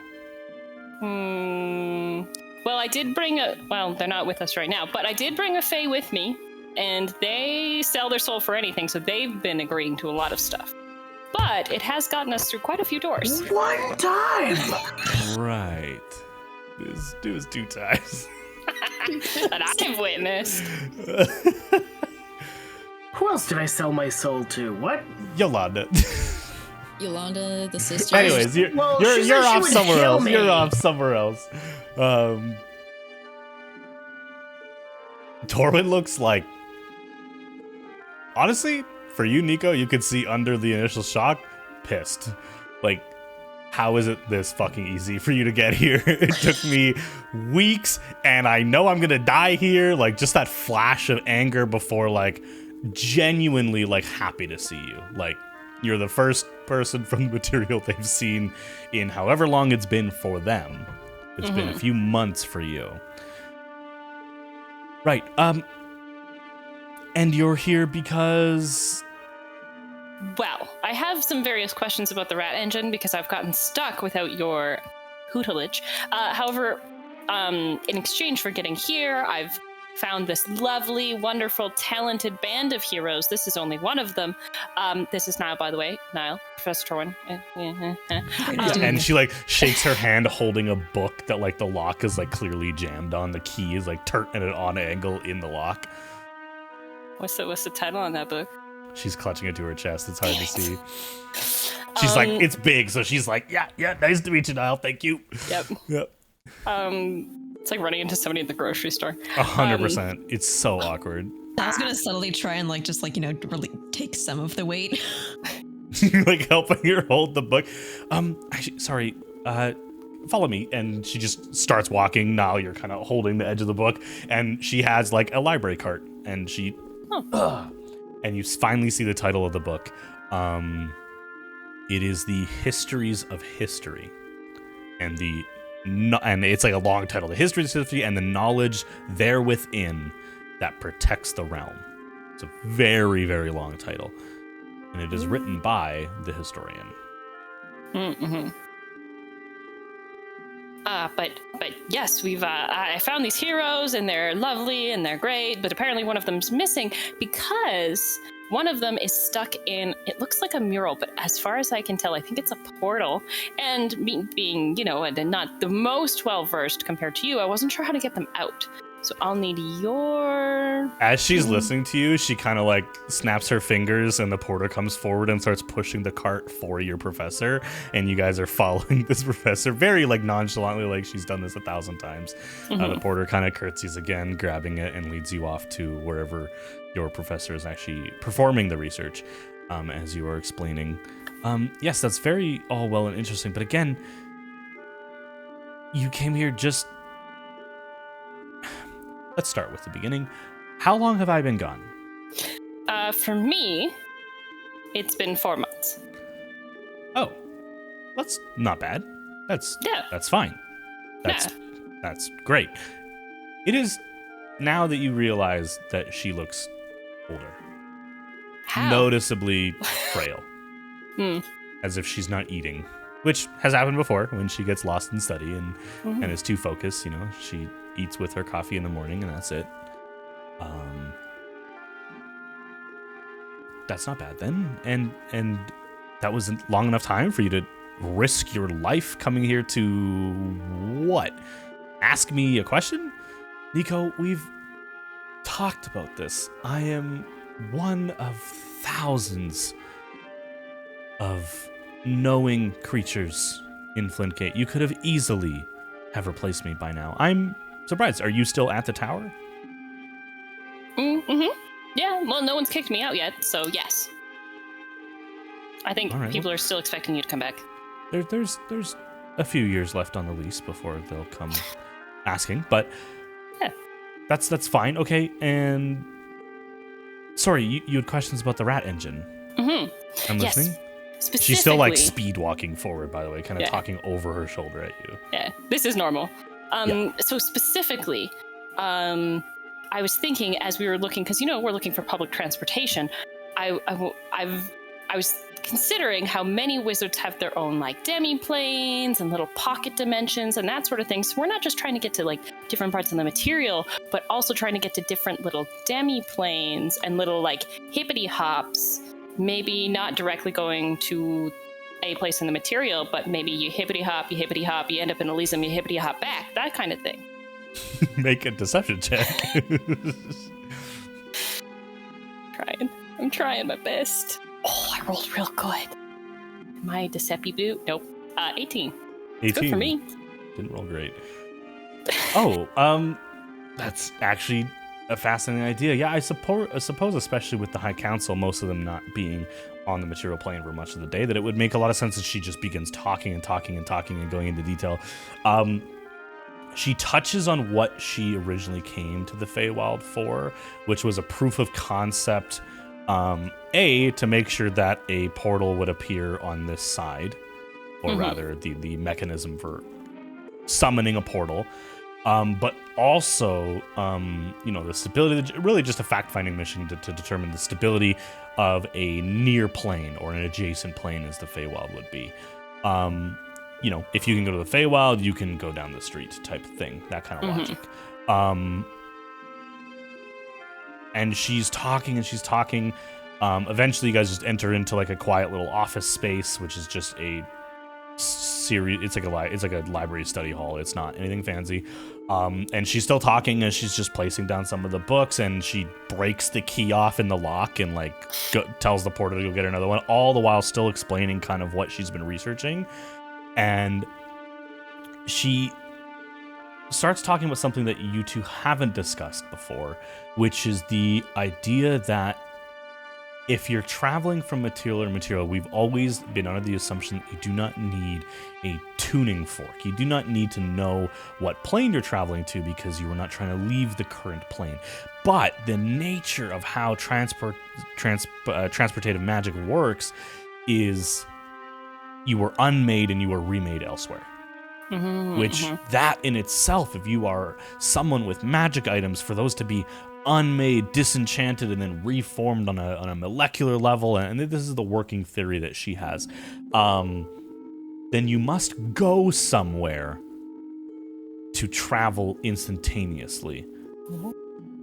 And so at first she was starting the journey of what plane is being used by the material plane as a wormhole, basically, as it, even spells like dimension door. Where does that door open to? There is a threshold of that door that is not in the material plane. Where is it? Where does that space get occupied? And if it's a demiplane, then is it always a unique demiplane? Are they recreatable? And then she went down the rabbit hole of, hey, if they're recreatable, could you follow someone through a dimension door even after it closed? And that is where she currently is in terms of the planar or the non-planar transportation, which is basically just a network of always accessible dimension doors. You know, pushing the range of dimension door has been possible for generations. It's just not really practical due to the rapid expense increase of casting it at a higher level with material goods that get burned up. It was just never really reliable. But plugged into the ley line network, it is said to be limitless, and therefore it should have no problem powering that.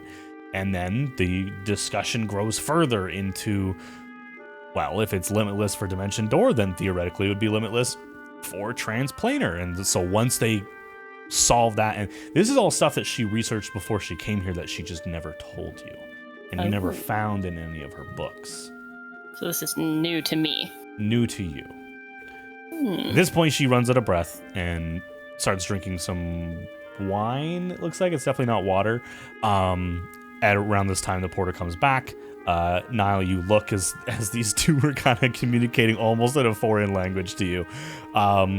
Before the book is, the lock opens it and it is wrenched open. Yes, but anyways, 4 months is not that long, I suppose. Have you made any progress on your end? Oh, like with the engine? Actually, I've been spending a lot of my time focusing on the distiller because I got stuck. You know, I got very stuck.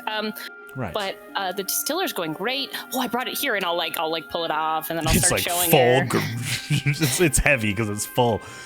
My word, I guess that proves what you were saying about the essence being much more concentrated, which of course makes sense, but maybe even more so than intended. Interesting. Yeah, And what does Fae it have do?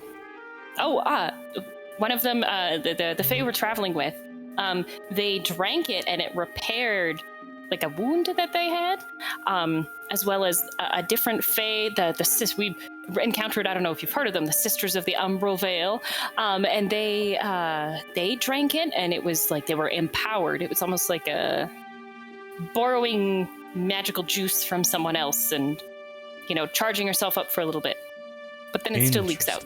Interesting. Yeah. It leaked out even with these Fae creatures that are from here. As far as I could tell, yes. I think it's a little slower, but it still happens. Like even for us. Now, the real question is it slower because they have less pores, so to speak, or is it slower because the atmosphere has more Fae essence than what is in the material plane, so it equalizes slower? That is something I'd be curious about. Very much so. We'd have to test it out on a similar Fae creature we're just about to meet in the material. I have a use case. I'll put a bookmark in that. I don't have a way of telling you, but I've got an idea. We've got a gross Fae witch egg, I think. I'll test it on the material. What a great theory. Well. Niall, what are you doing during this madness?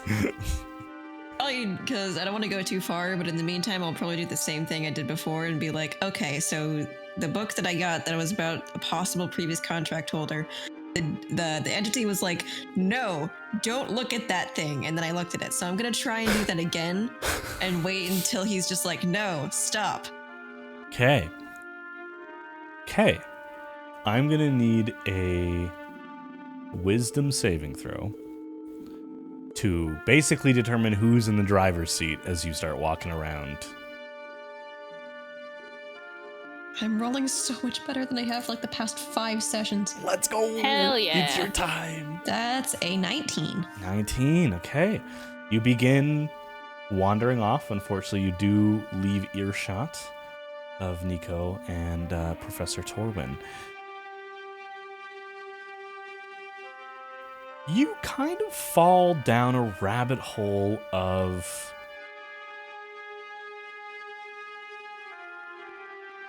as you're moving through the library and you're kind of just using the connection you have with this entity now named as Egtheron, you are using it kind of like a metal detector to see what you can find. And it's going to take a while. It's a large library.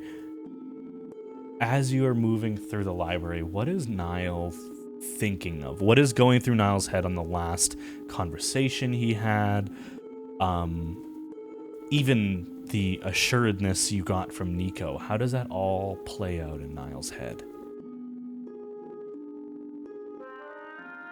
I'm sort of stuck with the idea of what the historian said about being a hero and being loved. He didn't say it back there, but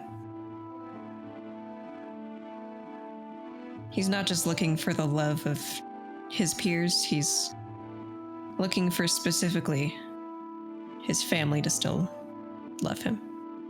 Gotcha. Which he knows, or he thinks won't be the case if they know everything he's done. So even more so than love, acceptance.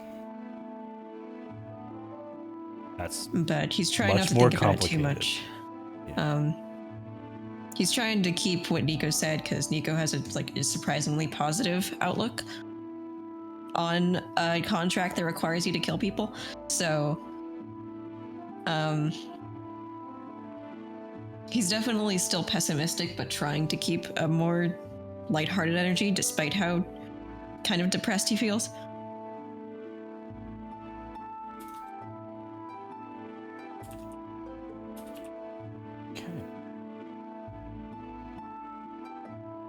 Eventually,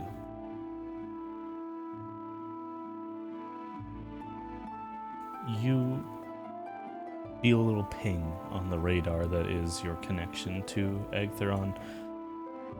A book that is locked.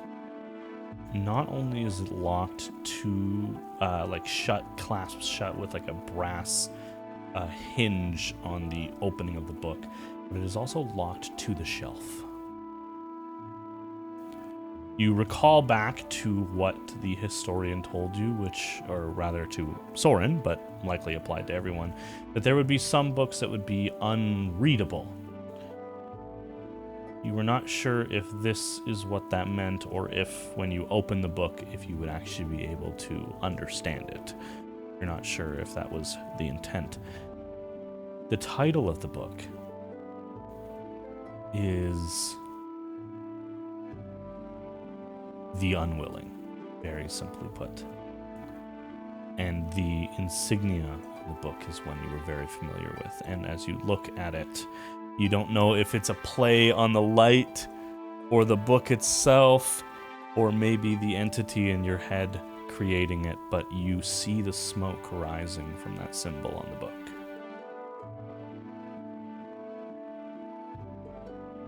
It's about 2 feet of chain keeping it from being fully brought down. That's probably not going to work, but I'm going to try and tug at it anyway. Give me a strength check. I'm great at those. Yeah, about those good rolls. How about them good rolls? That's a 3. It's a 3. You feel a groan from the wooden staircase, the wooden bookcase. It doesn't break out. I figured that would be too easy.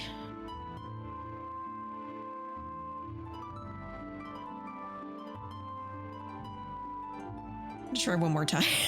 Okay. DC's a little higher, but go ahead and roll another strength check. That's better. That's an 11. Ting.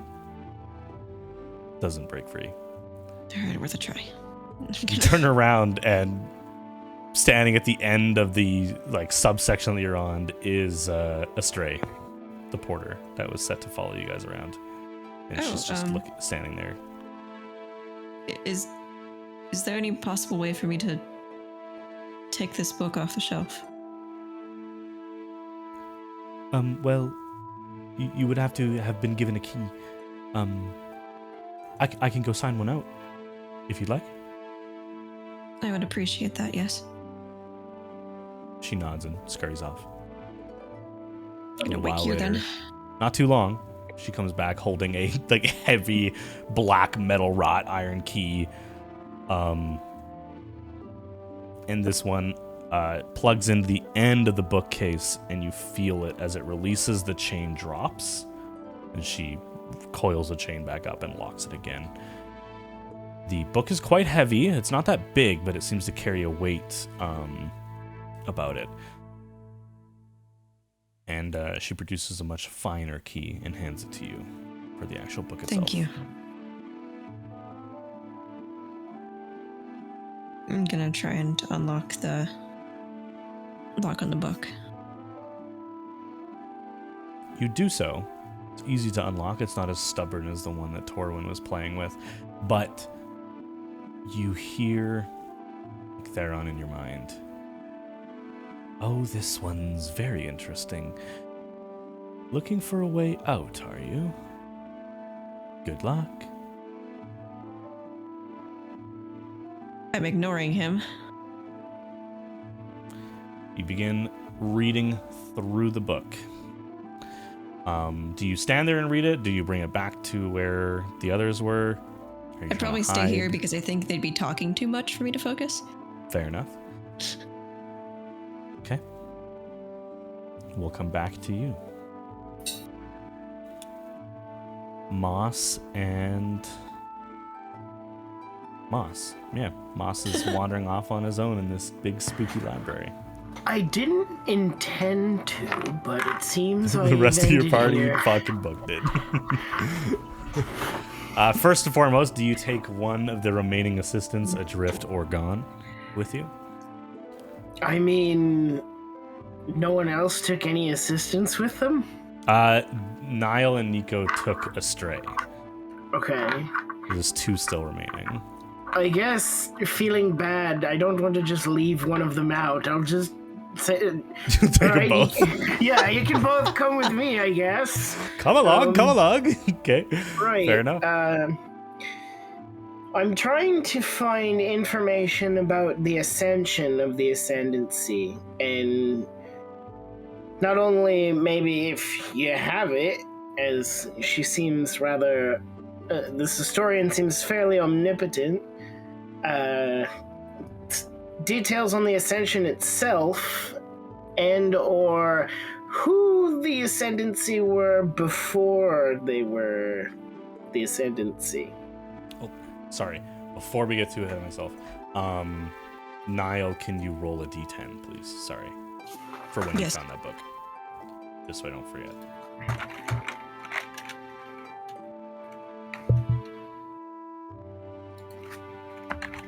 That's a 3. 3? Okay, just make a note of that. Same with you, Sarah. Make a note of your 10. Yeah, go ahead, Moss, and roll a d10, and then roll an investigation check for me, please. That is a 10. Damn! Okay. And investigation. Okay, not bad. 18. 18. You are looking for a history of before and leading up to the Ascendancy, and therein your existence. Yep. There is a lot of time that happened before, and many of the books surrounding you and your porters seem to be struggling ever so slightly to find exactly what you're looking for, because there are thousands upon millions of books about stuff that happened before, but you're specifically looking for the timeline of the Ascendancy's ascension. What happened? What caused it? How did they do it? And their identities, etc. Which I know they've worked hard to keep Moss from knowing. You do find a book titled The Phase Cataclysm. It is unsigned. There is no author noted. It is a fairly small book. And as you begin reading it, it is quickly clear that this is a collection of first-hand accounts of specifically what you learn by the end of the book, not necessarily the beginning, is the Ascension. It speaks about 3 sisters who were the daughters of the king of... And then there's a word...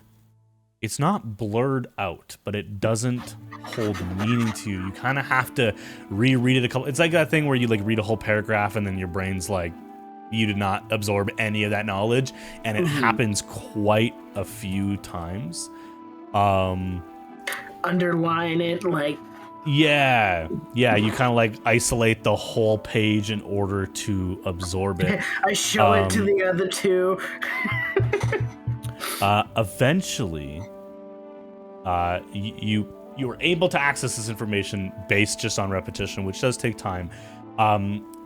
They are the daughters of the king of the enshrined throne. Something that does not ring a bell at all. I look at the assistants. I need to know more about this enshrined throne? They scurry off and begin looking for something. In the meantime, you continue reading. Through these first-hand accounts, so there's no guarantee of exact accuracy, but these people claim to have been there, and you eventually learn where there was, which was a place you're familiar with that the DM cannot recall right now because I'm dying. It is... Oh, jeez. Let me pull up your lore document. You know this place. It is... I'm gonna let you get it. Yep. Appreciate it. Your notes are so organized. No, it's not there. I can't tell if that's a joke or not. No, there are, but because I don't know what I'm searching for, it's going to take me a second. Oh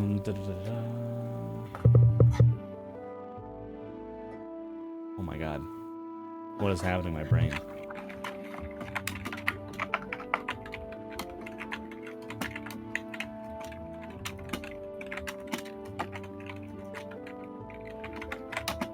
You know what I'm talking about. No one else does. What is it called? Mac might. Okay. I like zone out. Where was this? Should be just.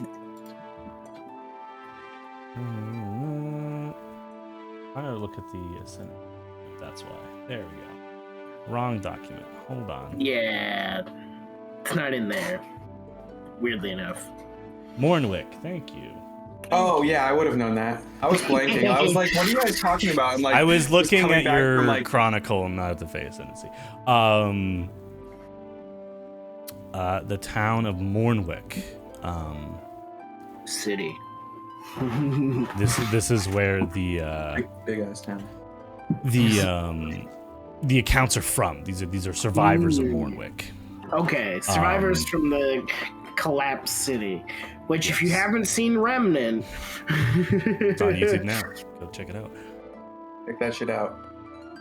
But yeah, sorry, Mornwick, and it speaks about. It's weird. You've always been referencing your mother as a deity or a raised being in various stages of, whether it's arcane or fey magic or deific magic. This talks about them as if they were scientists.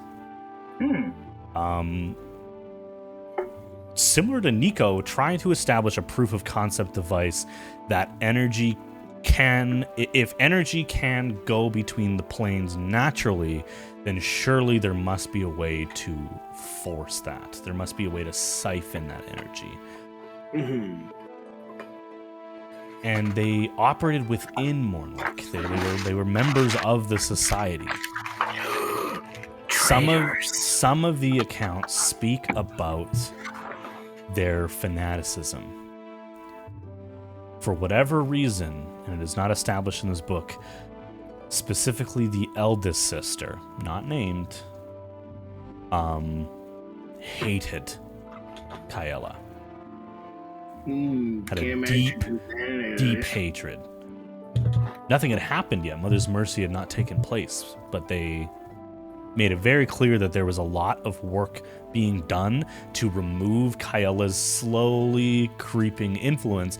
And Mornwick, being a special city in its own, being connected via a fixed portal to a sister city, also called Mornwick, in the material plane.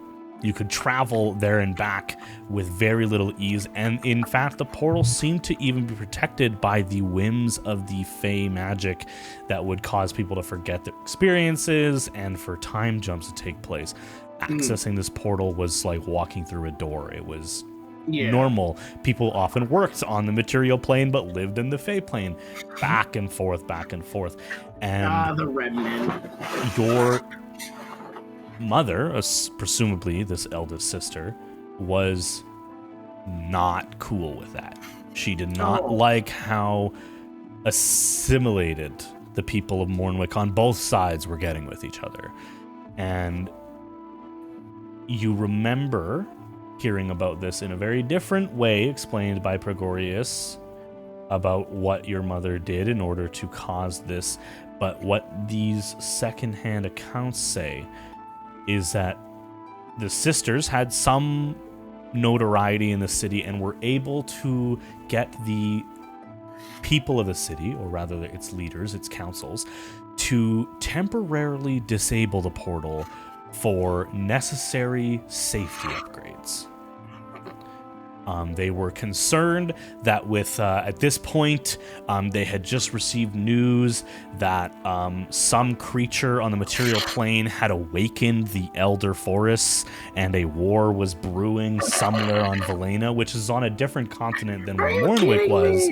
But it was around this time that the war, the Heroes' War, as it was known in the Feywild, was kicking off in full force. The cities had reportedly disappeared months ago, and there was already some concern that the ease of accessibility to the material plane in Mornwick was a danger. So, even though it was on another continent, they installed necessary safety upgrades, and at the moment of Kaela's removal from the material plane, the portal went blank, as if a stone wall and a river of energy was pulled through from the other side. Nearly 1 million people in Mornwick died, basically instantaneously. These people, some of the accounts have claimed to have fled. Once the portal upgrades were done, they were unsure, and the situation happening in the material plane was pretty sketchy, so they were fleeing the city. But that's where their accounts get a little bit vague, because if they were within eyeshot of this, they likely would have died. The city was sealed and forgotten, or hidden at least, by the Ascendancy. The last thing that is claimed is that standing in the stream of this great river of Fey essence energy that was being siphoned out of the material plane were 3 sisters. And they withstood this river. Less than 24 hours later, with Mornwick sealed off and had collapsed in on itself, the Ascendancy announced their arrival as if coming from elsewhere, or far off in the Feywild. And the rest, you are aware of. Do the assistants come back with anything on the throne? They have not come back yet. And we will move on to that for your second research topic when we come back from our break. It is perfectly at the top of the hour, so I think that's a perfect time. Thanks so much for tuning in to another very lore-intensive episode. I'm sure there's lots more to go. Peeling back those layers, seeing some crazy shit.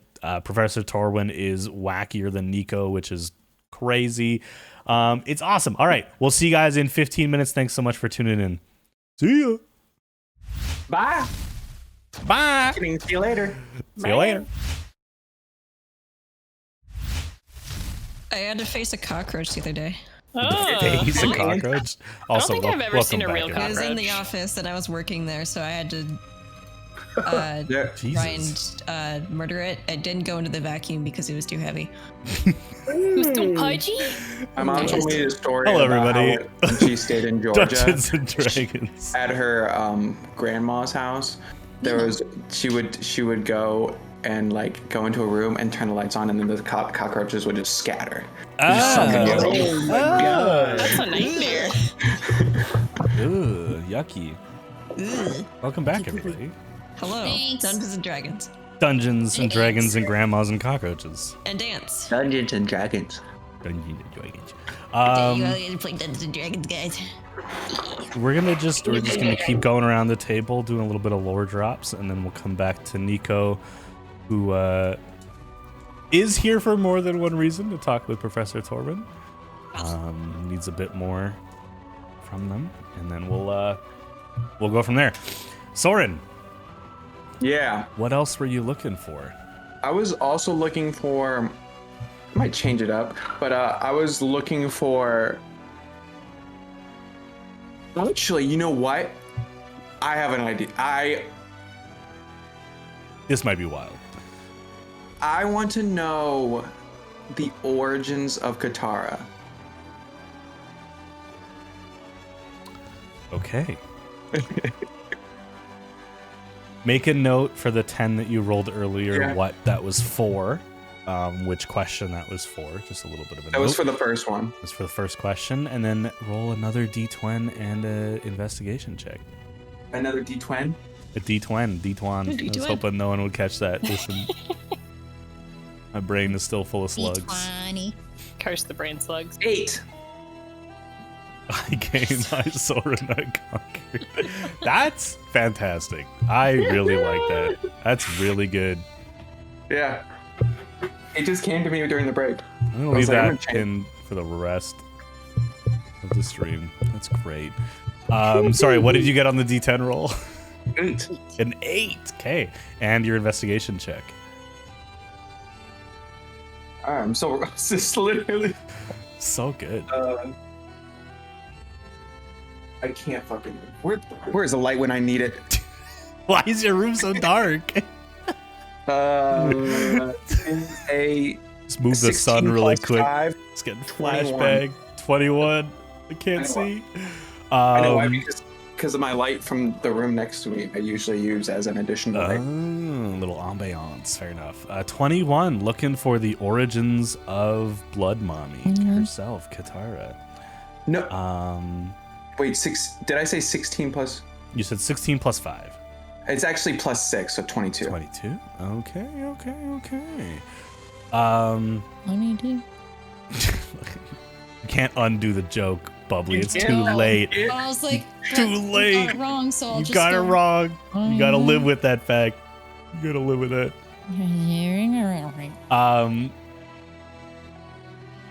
Yeah, it doesn't take too long.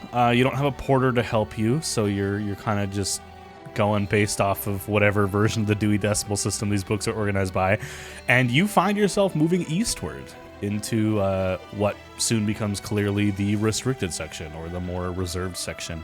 The book you find is not locked, and it is simply just titled a name that you've heard before, The Scarlet Witch. Sorry, Scarlet Maiden. This is not Marvel. Try that again. There it is. Scarlet Maiden. So slug-brained right now. The Scarlet Maiden. And yeah, let's pull up Katara real quick. Pantheon2.doc. Let's go. Let's see what we got here. Wow, there's so many gods. Wow. There's so many gods. Wow, there's so many gods. So the first thing that is revealed is something that you were already vaguely familiar with from the priest that you've spoken to before in Castle Delinar. It is rumored that when the children returned and before they became unbodied, which is the term kind of used for when they agreed to not hold a spatial form on the material plane, Katara, who is said to have replaced Ainera, Ainera did not return in that champions meeting, gifted 11 elves and 11 humans with a masquerade mask, all slightly different to showcase the different boons of the Black Sun that were gifted. These gifts granted some hemomancy, which you know, others bloodlines of vast, extensive life, although it's only been 350 years, so that one's a little bit weird on how that would be measured. And others still the unique ability to plane shift for hours or days at a time, walking across other worlds. It confirms the long-standing belief that one's power is most potent during a Black Sun, an event that happens numerous times a year, a pattern not yet being established. There is a sketch of what she is said to have looked like when she appeared with her siblings, which is a description of the woman that you have seen, a woman dressed in a black and red silk dress with ghostly pale skin, wearing a masquerade mask, although you've seen her without it, that seems ever so slightly to change in the moonlight to a reddish hue. Her left hand wields a pen with intricately carved patterns, vibrant, pulsating red blood channeling her hemomancy. Her right hand is wielding a tome. She uses her pen to seal in the blood of promises made to her. And during Black Sun days, if seen, she is surrounded by a blood mist, signifying her power is at its peak. It speaks about some of the various pillars of clerical power that are worshipped, things that you already know. She does not have a holy day that is recognized or proclaimed, besides the Black Sun being, an homage to her power. You get through kind of the slog of like what you've already kind of known. You're looking really for the meat of her origins and what is thought to have been the case. And part that is expressly underlined and kind of called out is the notion that she replaced Ainera. It is said that during the Heroes' War, in order to reform Kyla, the gods all gave up a spark of their divinity to one of the heroes known as the Vessel. During that, it is rumored that because Ainera was still recovering from an injury suffered during the invasion thousands of years prior, that this act of giving her divine spark killed her. And she died before Mother's Mercy, which is why she was replaced by one that Kyla could still bring back. You do pick up a couple details about where it is said to she have died. It was somewhere in a continent known as Befrena, which you are aware of, being from the material plane, just north of a ruined city called Mornwick. Yeah. And in that area, there was a temple to Ainera, where she is said to have been laid to rest following the Heroes' War. Katara came back and has not been recorded to have made any direct contact with any mortals that have then spoken to one of the scribes of the Radiant Isles, but she is she operates in the same space, the same domains in terms of clerical worship, and the Aineran temples that were moved to dust when she passed away or whatever happened, many rebuilt in the exact same location temples to Katara. Doesn't unfortunately go into much detail on who she was or where she came from. It is said she just appeared with the children. She appeared with the children. I know she kind of alluded that she infiltrated, like Katara did, to me. Yeah, it was insinuated that she has ulterior motives for sure. You would maybe have to keep prodding her for more information on what exactly that means. Also, I thought it was 11. Was there a third 11? Was that the plane walks peoples? Because no, I know this book specifically just calls out 13 elves and 13 humans, which is counter to what you learned. Yeah, because I know that it was 13, and another 13. Correct. Who were given something, but it was like not specified. It was elves, humans, and then unspecified 13. Correct. So wherever that information comes from is not in this book. Okay.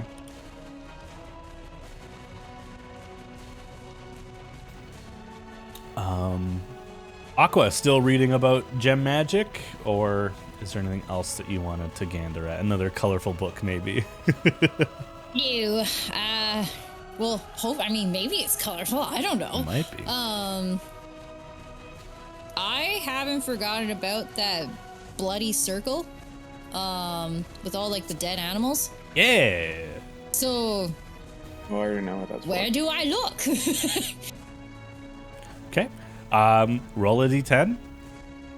A d10? I didn't do that last time, so this is fun. No, last time you didn't really research anything. You just looked for a fun book, so I didn't give it to you then. What are you trying to glean from it? Because I already know who it's for. I don't know. It's just anything. It was for Katara. In the basement? That's so weird. Yeah, but why animals? I don't know, but it was a different sect. Yeah. Wait, yeah. I know it's like druid related, but I want to know more and why. Oh, that's a 10. Yeah? Because that's blood is Yumby. God damn it, Mark. You motherfucker. Yumby. 10K, roll an investigation check. Oh. Too many dice. Where's my investigation? Ooh, it's not the greatest. Ooh, that's not the greatest. Oh, no. 7. 7. You don't find a book that mentions this type of ritualistic sacrifice that you took in, specifically about animals and how they were kind of mushed together to form this like wreath on a wall. You do find a book on blood sacrifices, and partially in relation to hemomancy, but also partially in a long-standing belief, even way past the resurfacing of the gods, way past their original disappearance in Mother's Mercy, a long-standing belief of powerful fae creatures that one's honor and one's will is tied to blood. And that is kind of the backbones of how the fae contracts work, because you are bound in blood that is bound to your honor to fulfill these contracts.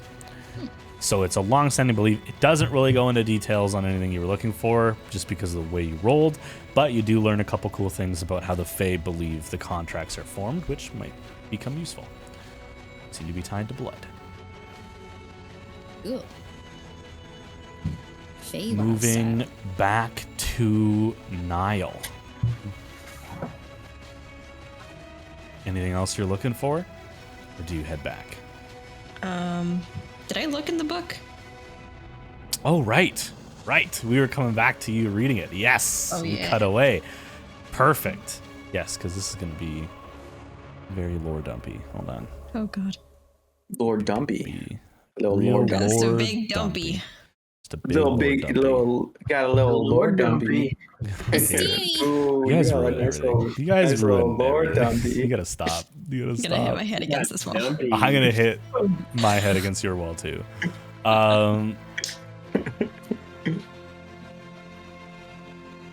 The book is written in a timeline format of accounts. The first half of the book is accounts of contract holders, people who were unfortunately... God damn it, Mark. People who were part of the same curse that you have and had to work with this creature, Ichtheron. This and that, you know, includes details that you're very familiar with, nothing that really surprises you. The last part of the book speaks about a survivor. Someone who killed the hitman sent to kill them, and thus freed themselves from the curse that they were never meant to be a part of in the first place. A man named Silas Weaver, who lives far westward of where you're from, in and behind enemy territory, in the contested zones. And Mr. Weaver describes being able to feel an imminent sense of dread for months. Went to shamans, went to doctors, was contemplating fleeing his home eastward to see if people in the Anzal Republic, maybe smarter doctors or wizards or researchers, could help identify this clearly magical source of impending doom. He had dreams of waking up with his eyes smoking, and he speaks about passing eastward into a familiar town where you are from. And in that town, he located the sense of this dread. Someone broke into the inn he was staying at and attempted to slit his throat because they thought he was sleeping. There was a fight, there was a bit of a battle, the guards ended up being called in, and in this conflict, one of the guards killed the attacker. There's a description from the guards as well as the Weaver saying, Mr. Weaver, sorry, saying that the body of the entity that was attacking him crackled with smoke as if lit on fire. And Mr. Weaver screamed for hours. And then woke up and no longer felt that sense of dread.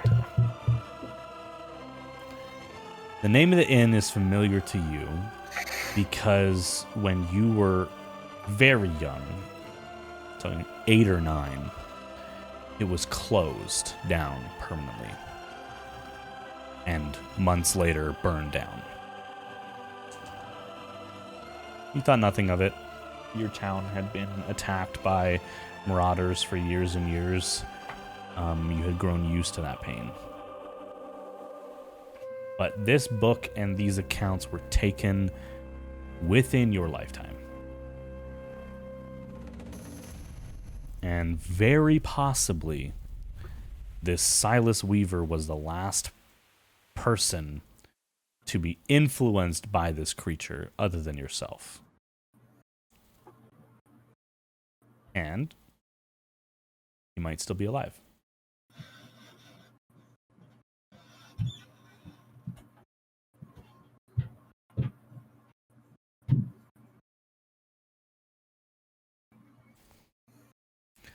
Dun, dun, dun. I'm running as fast as I can. Oh, all good. Same. Same.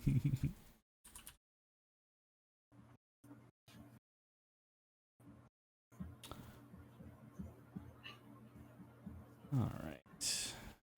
Finally a lead. Finally a lead.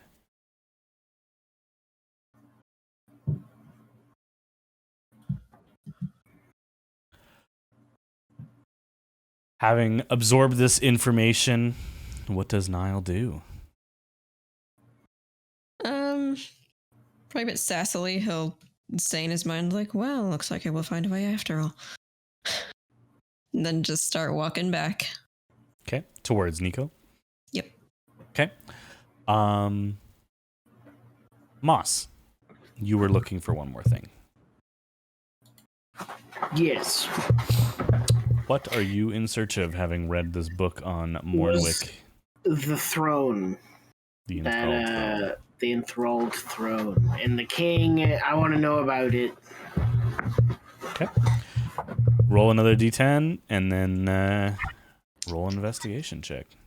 And I did send Enshrined Throne. The Enshrined Throne, yes. I did ask the assistants to help me. I don't know if It affects the DC.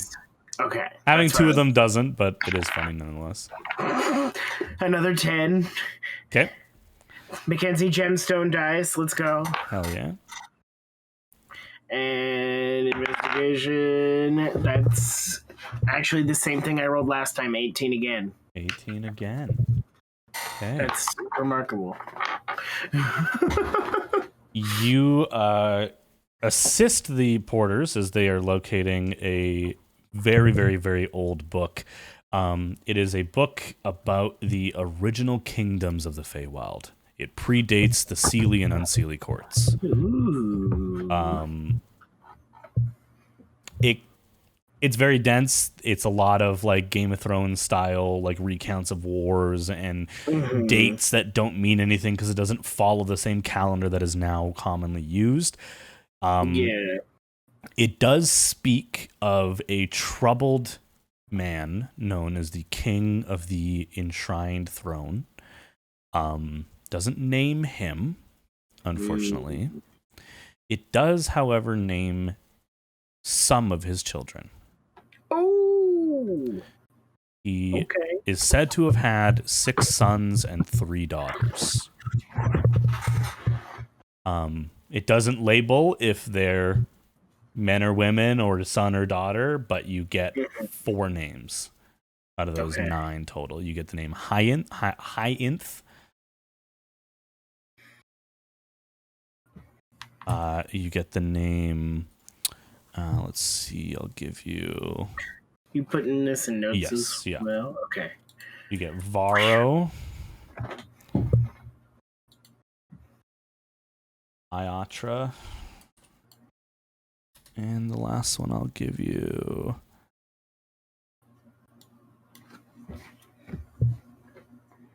is Duris. You get Duris. And those are 4 out of 9 of his children.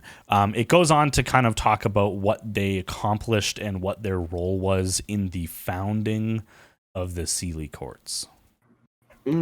They were the first generation after years of bloodshed that established a centralized court to protect and enforce their own father's laws on the land. And 3 of the children of the 9 disagreed with this arrangement and formed the Unseelie court. Oh, okay. So with that information, being where this king is from and how long ago the Seelie and Unseelie courts were founded,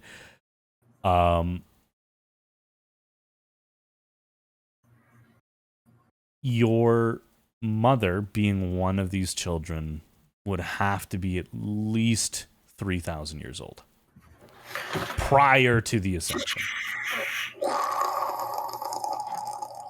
If she is indeed one of those children.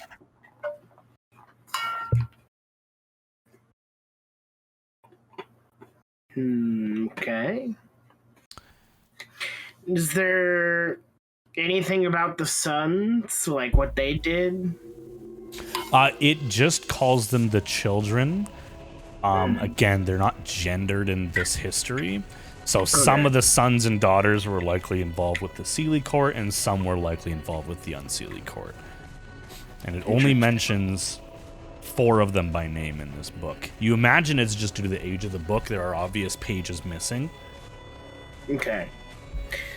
Then, I guess with that, Moss only has maybe 1.5 research topics since someone's already looking at contracts. I'm gonna look at portals. This will be just for the sake of moving the story on. This will be your last topic. Of course, no, yeah. I'm just gonna look to see if there's anything about how to open a portal, like force a Feywild portal to open. Okay. You begin researching that. Go ahead and give me those rolls. Another D10. Make sure you're noting for which each roll is for. Another 10, but only a 14. 14. Okay, you begin looking for that. Niall, you are walking back down the corridor, led by Astraye. Led Astraye down the corridor. And brought back, you already hear Nico and Professor Torwin echoing down the halls. As you enter the room, Nico, what are you discussing with your mentor? Having learned a little bit about what she was working on while maybe not sharing with you, which in and of itself is something you might need to poke at, but what are you two talking about?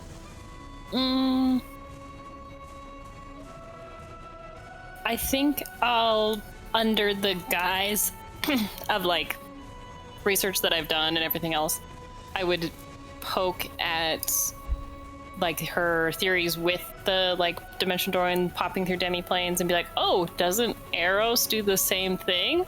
And like see if I can lead her on that direction and then just see what she thinks about it. Make a persuasion check to kind of edge the conversation in that direction.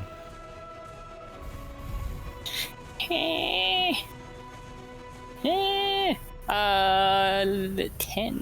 10. Flat 10. Doing great. Okay. She's also not doing great. I guess in a way, yes. I mean, that again assumes that what he is doing is correct and what we know about his path, which is to ferry souls across the astral sea to, you mentioned it earlier, Elysium or elsewhere if they are deemed uncouth of that place. In itself, who determines if someone is worthy? Is that another thing the gods have domain over, or is it some sort of calculated system? Is there a scoring system? Is there a merit-based? No, sorry, getting off topic. Thinking back, I like your professor. I guess, yeah, theoretically that is similar to what he is doing. Why do you ask? No, I'm just wondering, because if these wormholes are already created, maybe we could, utilize them. We don't have to make new ones. We don't have to, punch through any fabric of space-time. We just have to follow existing holes already created by a divine being, so they must be large and stable and useful. Maybe if there's a way we could find them. Gotcha. So, theoretically, I guess what you're assuming is if these pathways are permanent... Yes. If they are permanent... then there might be a way for us to use them, kind of hijack his network. Interesting. That is all, again, very theoretical, but I imagine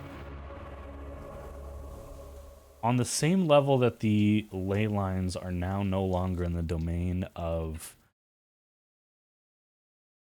gods, that this might be something that we can reclaim as well. My only concern would be if he uses these as well, what are the chances we run into him?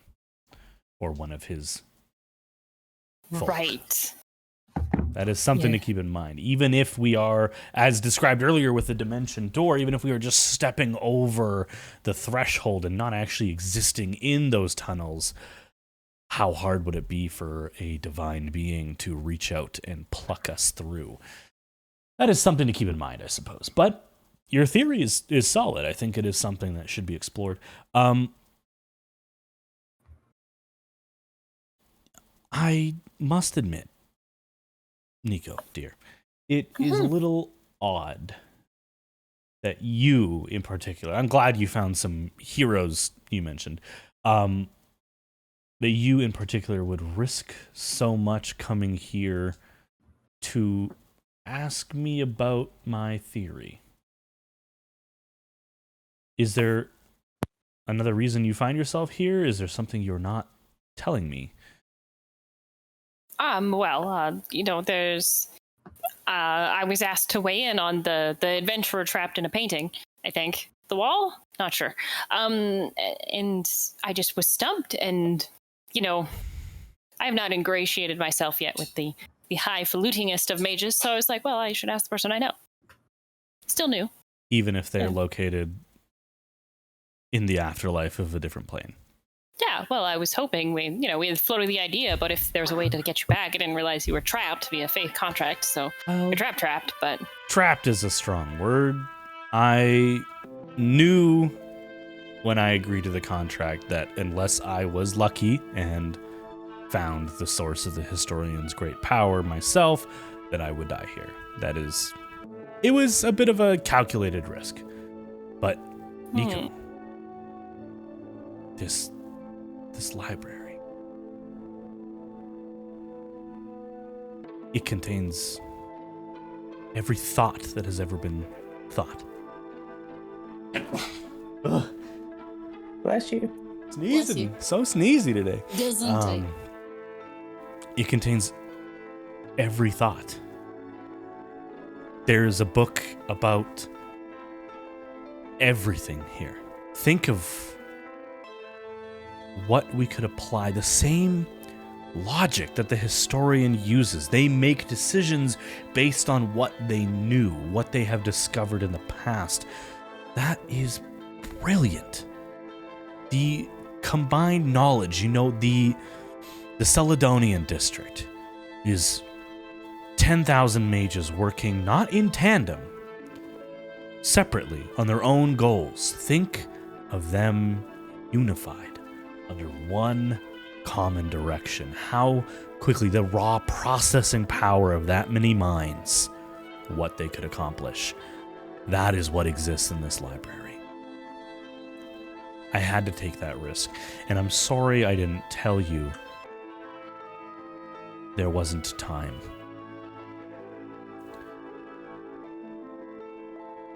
Your friend in the painting. Mm-hmm. Tell me about that. Yes, well, from what I can remember, they're holding hands with a child. And I could see, it's like a scene, and I could see a portal through it. And I'll kind of describe to her what the mural looks like, because I don't exactly remember. Okay, you describe. I think it was... There's 3 people? It was 3 people, 1 in the middle, 2 on either side, and then there was the portal was the black sun. There was a portal shape on the black sun, right? Yep. And there was kind of castle in the background, but it was too far to really make out the details. Yeah. Was interesting. More for my clarification, what was the overall geography / it was rocky. Not sandy like Castle Delinar, but rocky. There wasn't much grass or trees around. But it was hyper-focused on the people, so it's not easy to tell. It might have just been where they're standing. Interesting. And what's your theory? Is this some sort of portal? Are they trapped? Is it a curse? Or is it merely just a painting and your friend is elsewhere? What makes you so sure? It really did seem like it was drawn like a portal, so it's almost as if they were on the other side. Almost like a pane of glass, maybe, but frozen. So I think they're trapped like in a prison, just on the other side. Maybe a pocket dimension? Gotcha. Now, following your theory again, if they got pulled in and the door was locked behind them, presumably that's what happened if they cannot come out. Is the lock on our side or theirs? I'm not sure. You could attempt. You could dispel the magic and see if that forces them out. You could, and she begins listing some ingredients that would form basically a magical paint thinner and try and open the portal, basically, like by removing the artwork around the portal that you assume is there, see if that would pierce through the magic. She describes a couple different things you could try. She does not seem sure of what is happening. Doesn't ring a bell. Finally, though, the last thing you could try, and I know you don't like dealing with them, but you could go to... She kind of looks up, even though it's not here, but she's referring to the obelisk in the sky. Like, I guess. You have credit with them. We've done enough good for the city to ask a favor. It just... Even though it is a debt owed, it always feels like you're giving something. I know. Just know that option is on the table. It's true, I hadn't really considered it, because it sounds not horrifying, but moderately horrifying. At least a lot of delay in research days. Kissing ass. It could be. But you mentioned these heroes, and she gestures behind you where Niall is patiently sitting, reading through a book, maybe. What of them? What of them? Well, you never had friends, so who are they? Oh, friends. I wouldn't call them that yet. I don't know. There's... Niall's like, fuck you. Well, you're the exception. Aqua felt it deep down in her soul, somewhere in the library. She just went, Aqua starts crying for some reason. and I was like, oh god, you said the words. Well, I brought them to the Feywild because I think they needed to come here as well. It's transactional. They help me, I help them. And then I'm hoping to build a long-term working relationship so that, when I need a bodyguard or, need somebody to prevent me from dying. Right. Then, Remember, we spoke about this a little bit, but probably best not using the phrase transactional and then going on to talk about forming a long-standing working relationship. Those two are, unfortunately, antonyms in this case. You would be much better off either employing them, if that is your only goal, or, as tough as it might be, and as much more time as it might take, befriending them. Maybe even, should you be able to be the hero in this situation and rescue their friend, maybe even accompany them. You haven't done field research in a long time. It's been quite challenging just now in the past couple of days. It's been a lot. So that would be an interesting adventure. I hadn't considered that. Genuinely, though, it is quite thrilling, isn't it? Yeah, it's great. You don't have to take it. You don't have only Mork to talk to. It's kind of great sometimes, no offense. But Mork's not here. Remember? Where's Mork? Mork and Greg did not come through the ethereal dream. I'll just pat my shoulder. Oh, sadly. it's so much worse. I forgot. He's not here. You did pull him. You were like, You were like, come with me. You pulled a nose hair or mustache hair out of Mork's thing, and you cast a spell last session. But Mork was never there, so you never got that hair. Oh no! I was like, No, So Mork sad. came through. Just didn't come here. Just didn't come to this land. Yeah. No, Mork just couldn't drink the poison. Yeah. well, I meant, yeah, Couldn't exactly. drink the That's what I soup. meant too, because you that was literally last session where you described Mork when you cast a lightning bolt or something like that. But that was during like, the battle. That was Yeah. before Yeah, they Mork was traveled to during the this battle. land. Yeah. Mork and Greg came through the portal from the Feywild to wherever Wintry Well, yeah, I know Realm we that, were. but I meant the battle last session. Literally Yeah. last session. Mork, They yeah, described Mork was there. Mork was there. No, there. Yeah. Well, Mork and Greg couldn't drink the poison that brought you guys to this place, this island. That's the only The time battle took I'm place talking before about that. literally the battle before we got with Lost. There was no battle with Lost. You're talking about the seer. He's talking about the seer. Yeah, the seer was before you drank the poison. The seer fed you the poison. Yeah, the seer gave us the poison. Yeah. That was 2 sessions ago. No, that You was should last. listen That to was last session. I promise. my I song promise. and watch the VOD. Yeah. No. Anyway, moving on. The timeline is correct. We are in the right order. Mork is not here, but he was in the seer battle. Variant Mac. Yeah, variant. Oh no. That was literally 2 sessions ago. It was, I promise. Anyways. It's all good. We're moving on.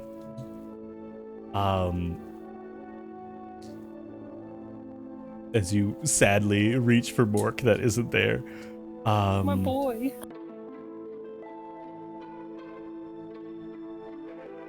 That is something to consider. I know you are very focused on making this transit system work because she doesn't know why you're actually doing it. So she's like, you're really invested in green architecture. I'm curious, what else is there for you, Nico? I have found this place. And don't get me wrong, I love my tower. There's a lot of shit that I wish I brought with me that is forever trapped in the material plane that I guess is yours now. Oh yeah, lit the tower. It's official. But I have never felt more fulfilled than walking through these library halls. That is my path. I know you don't talk about your past, but you weren't always a researcher. You weren't always a studious person. You had a previous life. I don't know if where you are currently is where you should be. So, That's a fair assessment. try new things. Do something crazy. Fight a dragon. I don't know. Is that what heroes do? I don't actually know.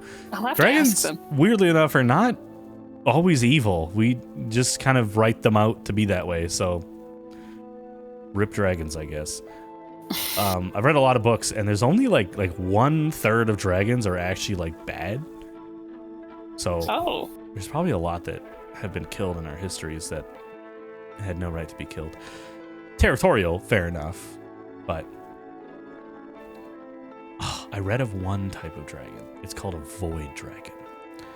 Apparently, it was involved somehow in the Age of Heroes. A city, how did I not forget this? Flintgate. Before Flintgate was Flintgate, it was Greenhaven. Thank you. The old capital of the Onsal Republic, Greenhaven. Far to the east in the Salad Bay.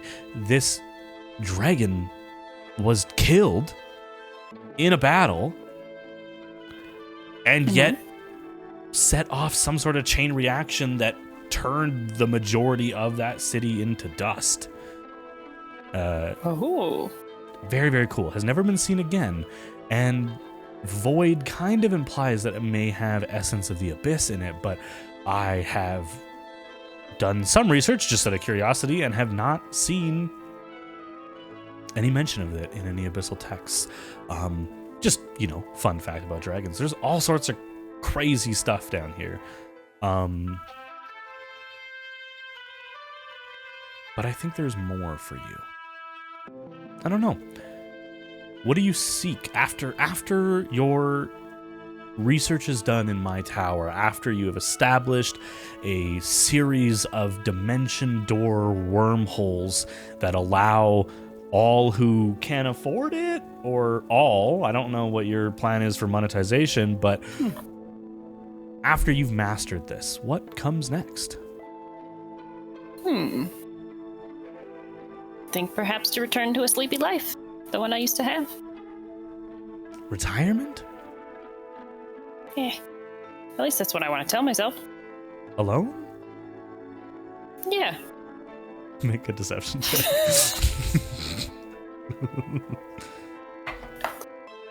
Oh, there it is. Niall's raising an eyebrow from like 20 feet away. You can make an insight check if you want. man. It'll just be harder for you because you're not seeing facial expressions.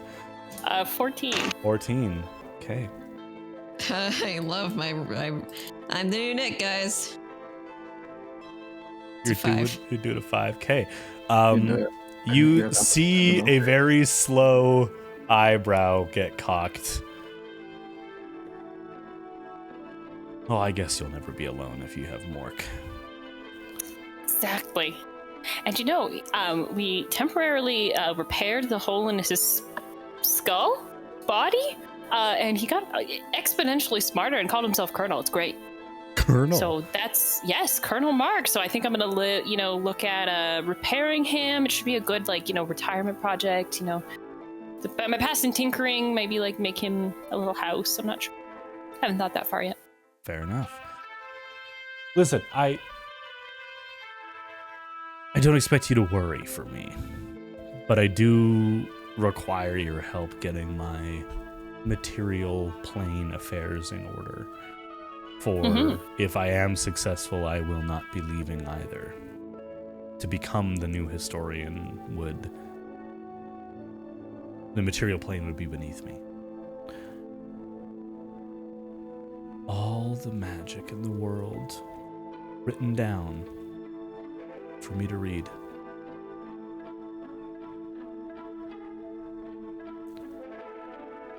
She kind of gets lost for a second. Sorry. She goes on to kind of list out some things that she needs from you that I'll send you post-session, but basically bequeaths almost everything to you. However, does apologize because she has a vast amount of debt with the city that you will have to sell most of her belongings to zero out. Including the tower itself. You can't get those cool ass magic items. You can steal some of them, but you gotta balance that debt. Otherwise, that's gonna be the new campaign: is you guys helping Nico escape from fucking debt collectors. The fucking Anators sending me to court next. Would you help them though? I don't know. They're gonna save your brother. Our original agreement. They're gonna save your We brother. get a whole bunch of magic items. That's true. And You only guys, one of us has to go to did debtor's have. prison. I would help you commit tax evasion. I would absolutely help you commit tax. Remember, evasion. guys, tax evasion is the best crime. I have some thoughts about that, because as rich people commit it every year. So eventually, you gather that you have no more use for Professor Torwin in this moment. She is getting more distracted with her research, and you look and you see Niall having finished the book that they were reading. You get up. Professor Torwin already nose deep in her book. Now you see Nico finally shake off the cramp of sitting down for so long in a comfortable but still wooded chair and walk towards you. Find everything you need. And then some, I think. Yeah. I'm ready to go. All right, then.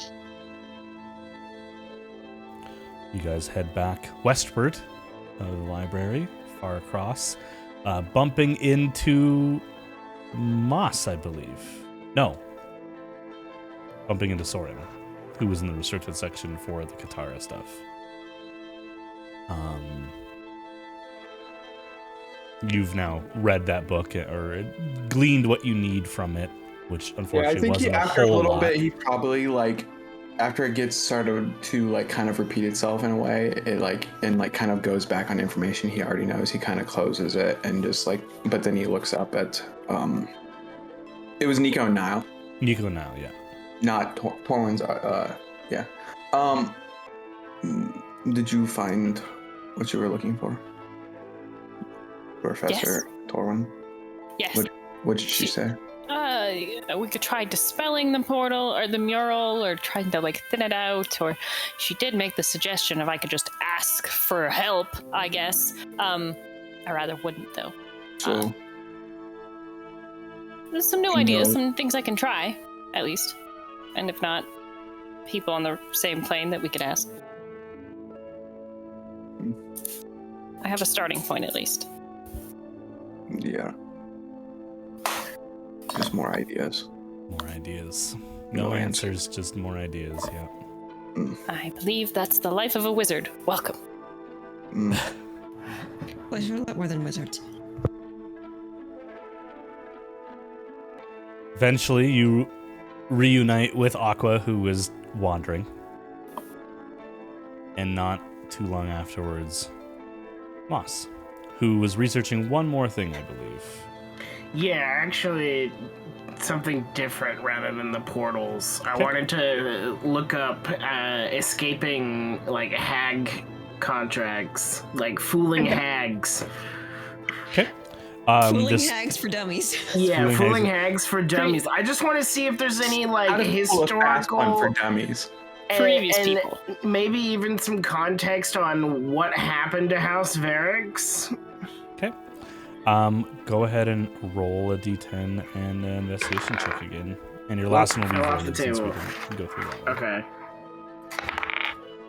Okay, that's a dirty 20, but only a 7 on the d10. Okay, 7 on the d10 and a dirty 20. You don't find much on hags and, how to defeat them. Anything in particular that there's a collection of books on people who have lived to tell the tale after entering into a contract with the hags, and they fulfilled their contract and were left alone. So like, hey, look, they're evil, but they hold up their end of the bargain. Yeah. You do find a history of House Varix. To keep it TLDR, they recused themselves from some of their engagements with other political entities about 70 years ago. And 70 years ago? Give or take. And began selling off a lot of their held territory, or not enforcing the borders to begin with. There's a couple mentions of entities trying to interact with them and establish new diplomatic routes and things like that, and they were all met with empty promises that faded. And no one has seen the current ruler since he took power. They don't even have a name for him. There was just an announcement sent out that the king or the head of the house had died, and the eldest son took the head of the house. Does it say where they are now? They're still located, according to this book, in the Varix Manor, which is somewhere on the northeastern edge of the realms of Mardoon. So not the castle that Moss was familiar with. The castle that you were familiar with was where they were primarily located when they held the kingdom of Mardoon, when they were the king. But that is something that has changed over the years a few times. And at this point, apparently is in the Centaur's hands, but also not really, question mark. It's kind of vague. So not the same castle, but the same type of property. So one of their manors. Okay. But it's fairly vague. It doesn't have a lot of information on what's been going on in the house. Yeah. All right. Well, with that, Moss will return. Yeah, you slam that book shut and put it up and turn around, and the rest of your party is like just walking down the road, just like, hey! Moss has like a really like sour look on his face, and then turns around and sees there's people there, and is back in the Hi guys. The porters are kind of like raising an eyebrow at you, but don't say anything. They're doing their job. You guys lead yourself back to the entrance of the library where the I'll porters thank the porters especially. kind of nod an appreciative nod. Thank you for your help. And they return back to their like sitting area where they basically wait to be required again while they're still on shift. Yeah, you guys are reunited. What's up? The Lady Lost is not there waiting for you. Maybe she got lost. Damn it, we said the same exact thing. You She's motherfucker. gone. She's gone. She's She been was led very astray. assumed. She's been led astray. She's floated One might say adrift. she's even adrift. Yeah.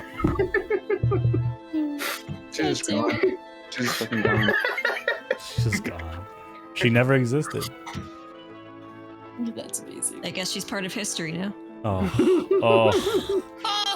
Oh. This is the worst. Oh, goodness. This is the last episode, everyone. Yep.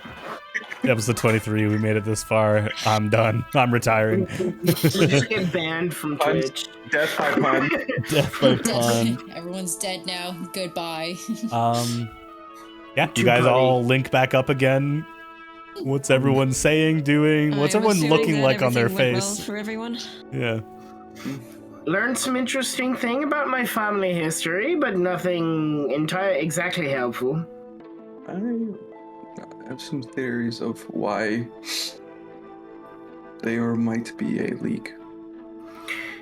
So, do we have the solution for rescuing Kuno now? Yeah. I have some No. more ideas to put to the test and see what we can do and, try something new.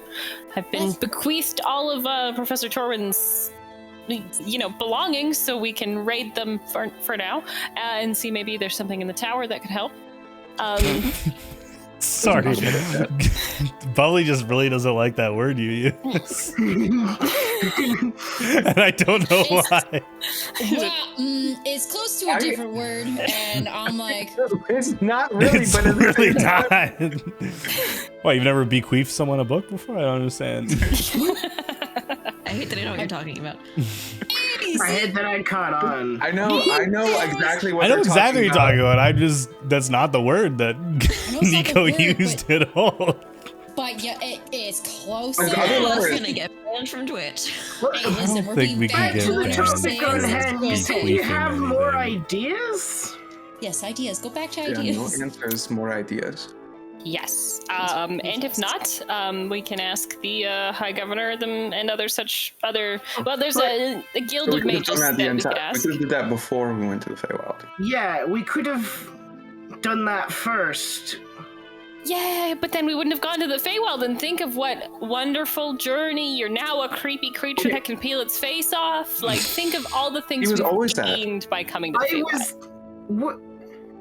You're more of a creepy creature that can peel its face off. You. Can I insight check Nico? Sure, what are you trying to glean? Like, if she's been, like, misleading us this whole time, or if it has some ulterior motive, basically. Sure. I mean, their ulterior motive was to get this information from their professor in the first place. So it's like, It Yeah. was part of the journey, but they described that. Like, They if needed they to were connect maybe. with the professor So- regardless. we didn't exhaust all resources. Nico, go on- ahead and roll either persuasion or deception. You don't have to tell us which. I'm gonna insight check with them too. 18. That's 11 plus 7. Do math. Do math. I did an Yes, 18 man. as well. 18. Oh, 18. Meets it, beats it, so they'll glean something. What about you, Soren? I had a 16. 16. 8 plus 8. Nico, they met the DCs, so they don't peer into your head, but what do they kind of catch I on the hope not. surface? I'm being more obtuse. Yeah, Not saying everything there is to say. I that was why genuinely I think, insight check. yeah, I genuinely think that it's more of like a I'm just being weird about it. Nico Yeah. genuinely forgot that she had a credit and could ask help from the High Magistrate, and also no one likes calling the president to help them. Like, that's not how this works. Excuse me, could you help with this Yeah. problem I have? But you know, Well, it's no, just they're not kind of. lying. to you. Soren's still visibly annoyed by this. It's fine. I think. Soren's just like, Moss is just waiting to have to like grab Soren. I'm not gonna attack. I just like before you say something. He just walks forward. You're just like, no. It's just Not worth it. It's not worth it. Think of all of the valuable information you've gained from coming to the Feywild and life experiences. Would any of you have ever, except for Moss, have ever met a centaur before? If not coming to the Feywild. I feel like this is all besides the point of the matter. I'm grateful, of course, for the experience, but you're avoiding the uncomfortable topic here. So didn't get answers you promised, either way. I said that Professor Torwin could help. She's very well versed in portals and other such things, but she can't make a definitive answer without seeing it. You know, you don't get anything until you can actually cast Identify on the magical item. But, you know, we'll try. I have things to try, and yes, I can see if I can call in a favor. Those are things that I also can do, so. But you didn't. Or it didn't work. That right at that time, but now I can. And so we can try them. Perhaps we can put our spells together and see what we can do. You were also given a recipe to concoct that. I called it magical paint thinner, but it's basically it's used to thin between closed gates and open ones. So similar to what you guys were discussing with being able to like follow someone through a closed portal. Did you ask her what would happen?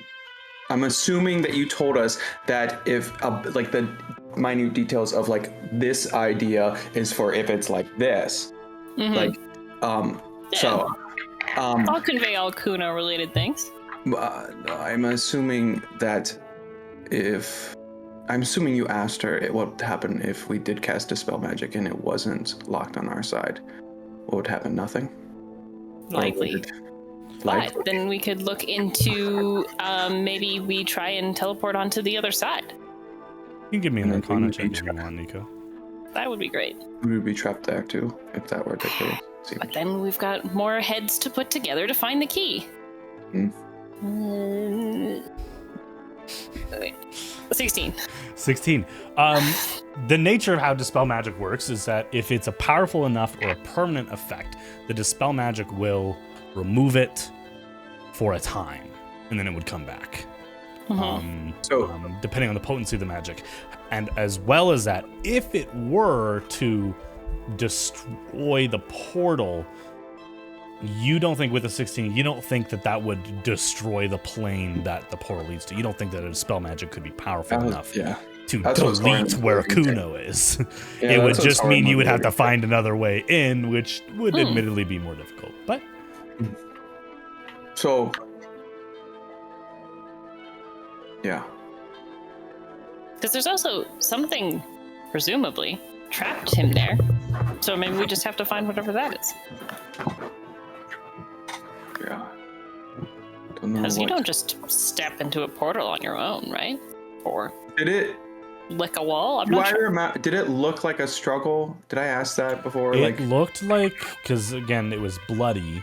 It looked like he army crawled to it. So it looked like there was no struggle. It just like he just walked in. Yeah. But all the evidence points to him just crawling in. Then he did so willingly, and maybe he doesn't want to come back. But judging from what I can glean of your relationship, I find that unlikely. I think. I feel the power of observation might be best used comfortably in this sensitive scenario.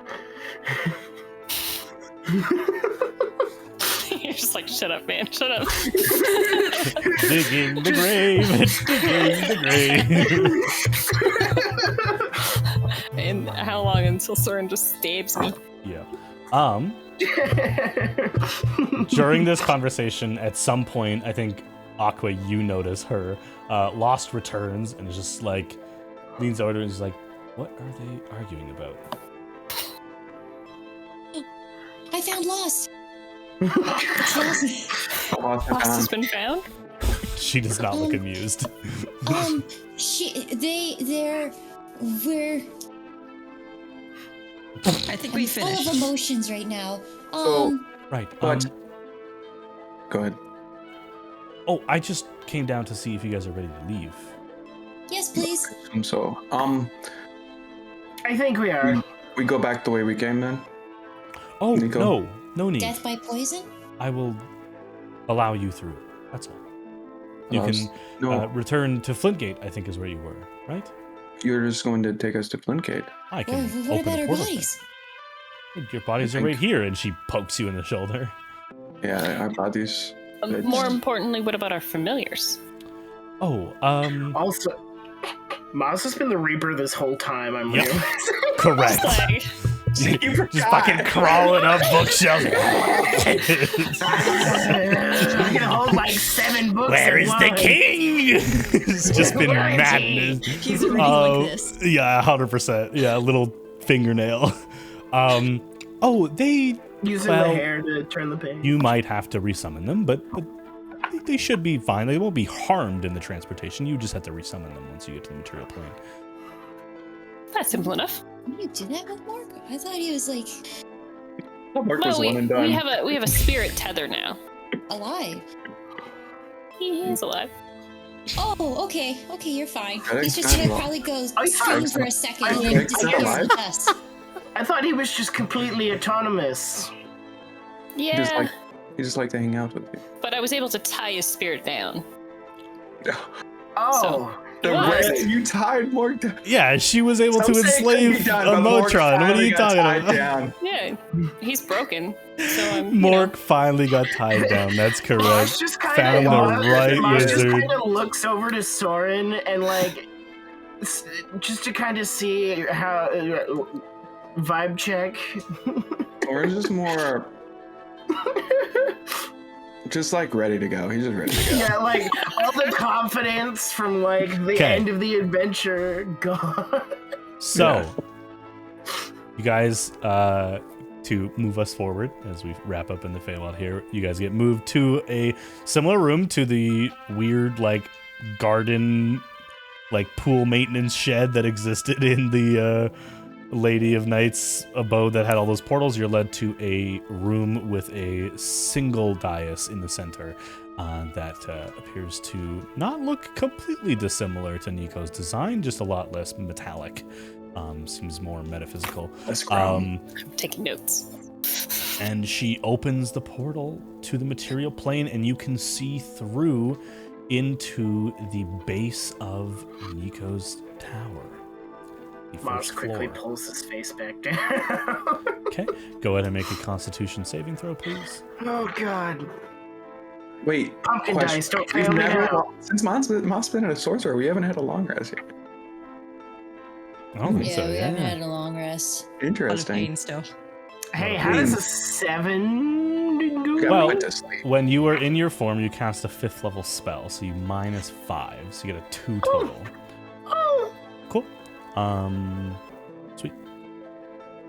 nothing happens. You guys hop through the portal. Who's going first? Thanks. Or no, I'm gonna let someone else go first because I'll go first. Okay. I'll go first. Nico and Niall hold hands and jump through the portal. become best friends. I We're need friends now, I you. promise. I need you to make wisdom saving throws and add the result of your D10 that you got per roll. So if you did 2 research topics, you need to roll 2 and add the D10 separately, etc. So you're basically rolling per research topic, adding the D10. Nico, Wait, I so- don't believe you researched anything. I'm still going to ask you to roll a D10 first. Uh-oh. That's a nat 1 face right there. It's not that one. It's close though. No, Nico's that's a face. 5. Nico's face is a nat 1 face. Oh, What'd you roll in the D10? I rolled a 3 on the D10. Not you, sorry. We're doing Nico first. Sorry, no. Sorry. I'm coming to you Sorry. next. 7, You got I'm a sorry. 7. So nat 1 plus what for your wisdom save? 5. So 6 plus 7 is 13. Okay. I need to get a spreadsheet out for this. I'm gonna So black I out and would keep add, everywhere again. do I make 2 wisdom saving throws, or do I just Yes, add it's plus a 8? wisdom save per research topic. And add them separately. So if you got 10 on the first one and then 3 on the second one, you would do that separately. Well, I got a 10 and an 8, so I'm feeling pretty good. Niall, you researched 2 things? One thing, yes. What did you roll on the dice? I rolled for the D10 or for the D20? D20. 5. 5 plus your modifier, or that's total? That's total. So I think I rolled a 3. Okay. Yeah, 3 on the D10. So 8. Okay. Yeah, I can do math. All right, who's going through the portal next? I would go next. Okay, Soren. For your first research topic, which remind us what that was. It was portals and like just Feywild, just the gradual decrease of portals and the ripping of tears into the Astral Street Sea. Okay. Go ahead and roll a wisdom saving throw. 21 plus 10, 31. Okay. And for your second research topic, remind us what that was. Katara. It's Katara. Deja vu. That's weird. 12 plus 8, 20. Dirty 20. Okay. Who's going through next? Aqua. Aqua. But before Aqua goes in, she turns around to Lost and says, "Thank you. Hope to see you another time. She More nods. for like retirement." She nods back to you, and you hear her say it out loud, but also in your head. Ooh, fun trick. I'm sure you will. And she kind of curtsies to you. Oh, yay! Okay, I'm not gonna Yay! lie. And you sprint into the portal. I do like a cannonball.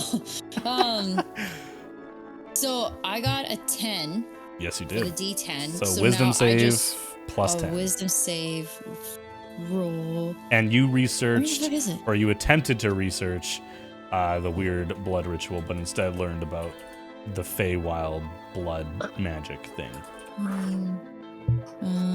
So for wisdom save I got, oh, this is math. 23. So 33. 33. Goddamn. Nice. And last but not least, Moss with the triple research. So what was your first research topic?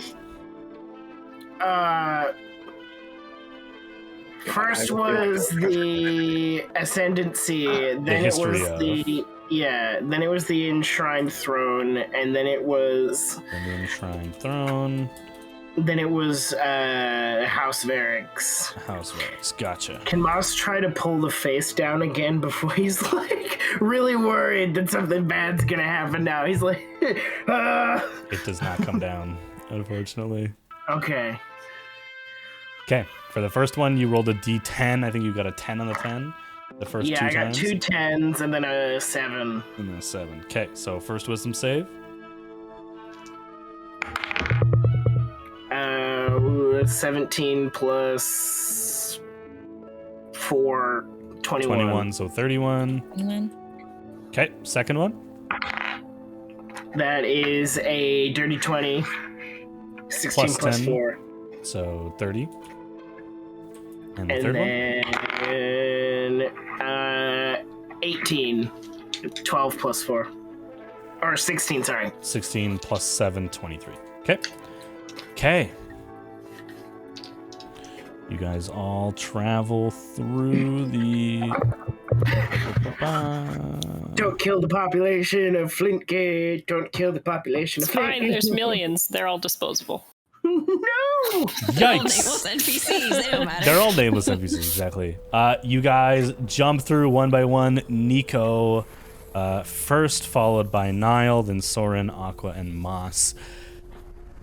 As you transport through the Feywild, how many long rests did we take in the Feywild? 6. Okay. 16 years. You know what? I'll reward you since you took track of all this. I'll let you roll the D100. Oh, let's go. How long have we been gone? Roll whatever is bestest for us. 100 All right. years. Wish him luck. Do you want to know the stakes? No. No. Okay. Don't tell me what I Don't can tell lose. me. Please don't tell me my family's Don't dead. Tell me the odds. Everybody's dead. Don't tell me now. the I odds. still need to go back and see I haven't my rolled family. yet. I'm still talking. You'll It's never in have my I hand don't anyway. have to worry about that anymore, Niles. My family! Well, it has 2 zeros. Just kidding. It's just 40. 2 zeros. Okay, you guys travel through. Oh God, hold on. I gotta open up the calendar. It did have 2 I zeros. can't because I rolled a do. zero. I can't do fucking calendar math on stream. Oh, God, Are what you if, guys out of your mind? the entity- 45 years. You're the man who The had us entity roll. goes in track of the Patria time, and so when we get back, I immediately fucking fall over. Oh no, yeah, your body catches up and you all turn to bones. You just catch on fire. Okay, hold on, logging into the calendar really quick. Everything's totes This damn fine. entity died. Aqua just Now turns just into a disintegrates. puddle. So, when you left the Feywild, Aqua, do you remember what date it was when you guys left the Feywild? I know what it is. I just want to see how good your notes are. Second of Banal, right? No. It's been a while, man. Was it in Banal? No, Banal's over. Banal's It's past. Makor. It's Yeah, we're in the the new 3rd month. of Makor is when you I was left. just about to say that. Yay. It's I the 3rd of guessed right. Makor is the day I that you told- left. Just in case. It is now. 3rd of McCoy. Okay. Okay. I need to count in my head, so please don't troll me, otherwise it might be 30 years by accident. Just letting you know. Stan. That's bad math. Or just like, that's how much time, like so many years. Is my mom dead too? Everyone we've ever known is already dead. Aqua, roll a d6, please.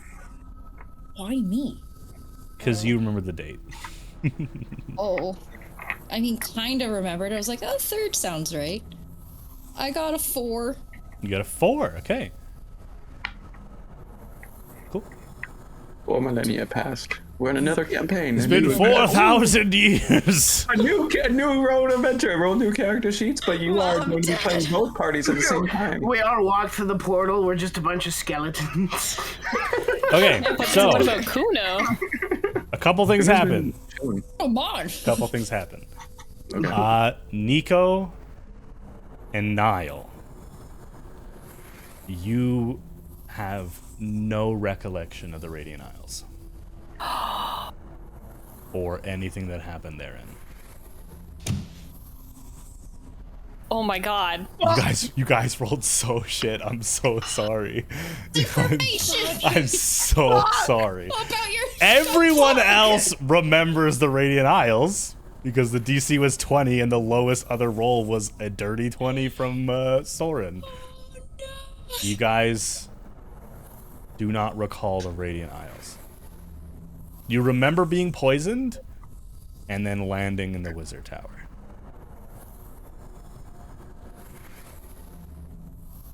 Man, that was a lot of fun.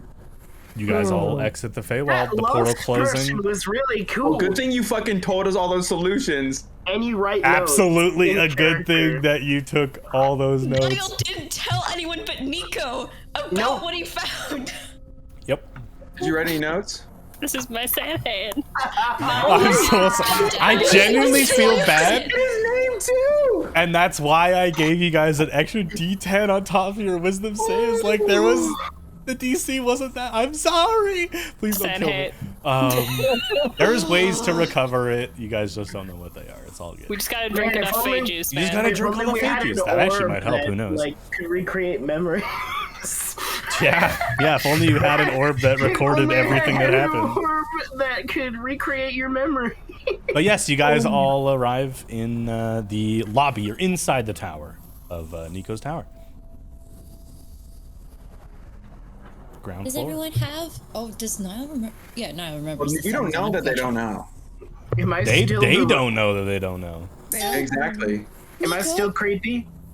Yeah, Do you're we still have creepy. To, you said we have to go talk to someone that because you have a favor for them, or you have, like, we gotta, in order to like we are find out more trying- information about portals.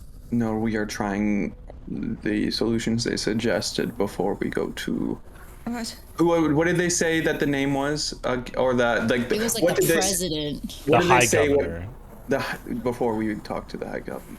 Oh right, we have to like do like spell removal. Nico and Niall are No, very, is very that what caught you off said? guard. What? What? What do you mean? I'm What? confused. Wait, why are you confused?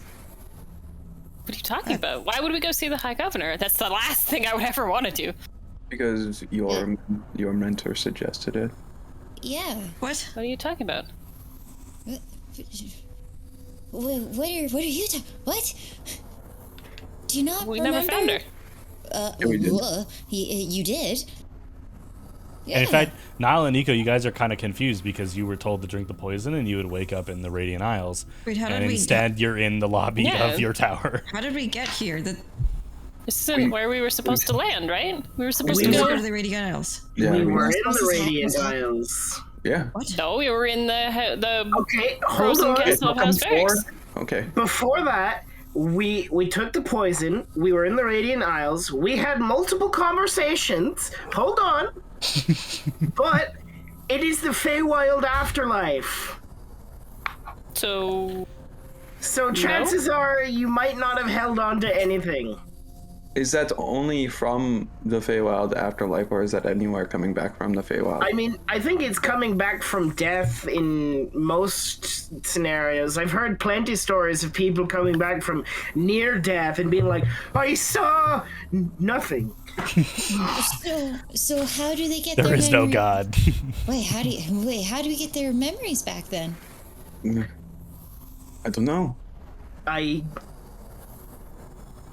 don't Might be know. lost forever.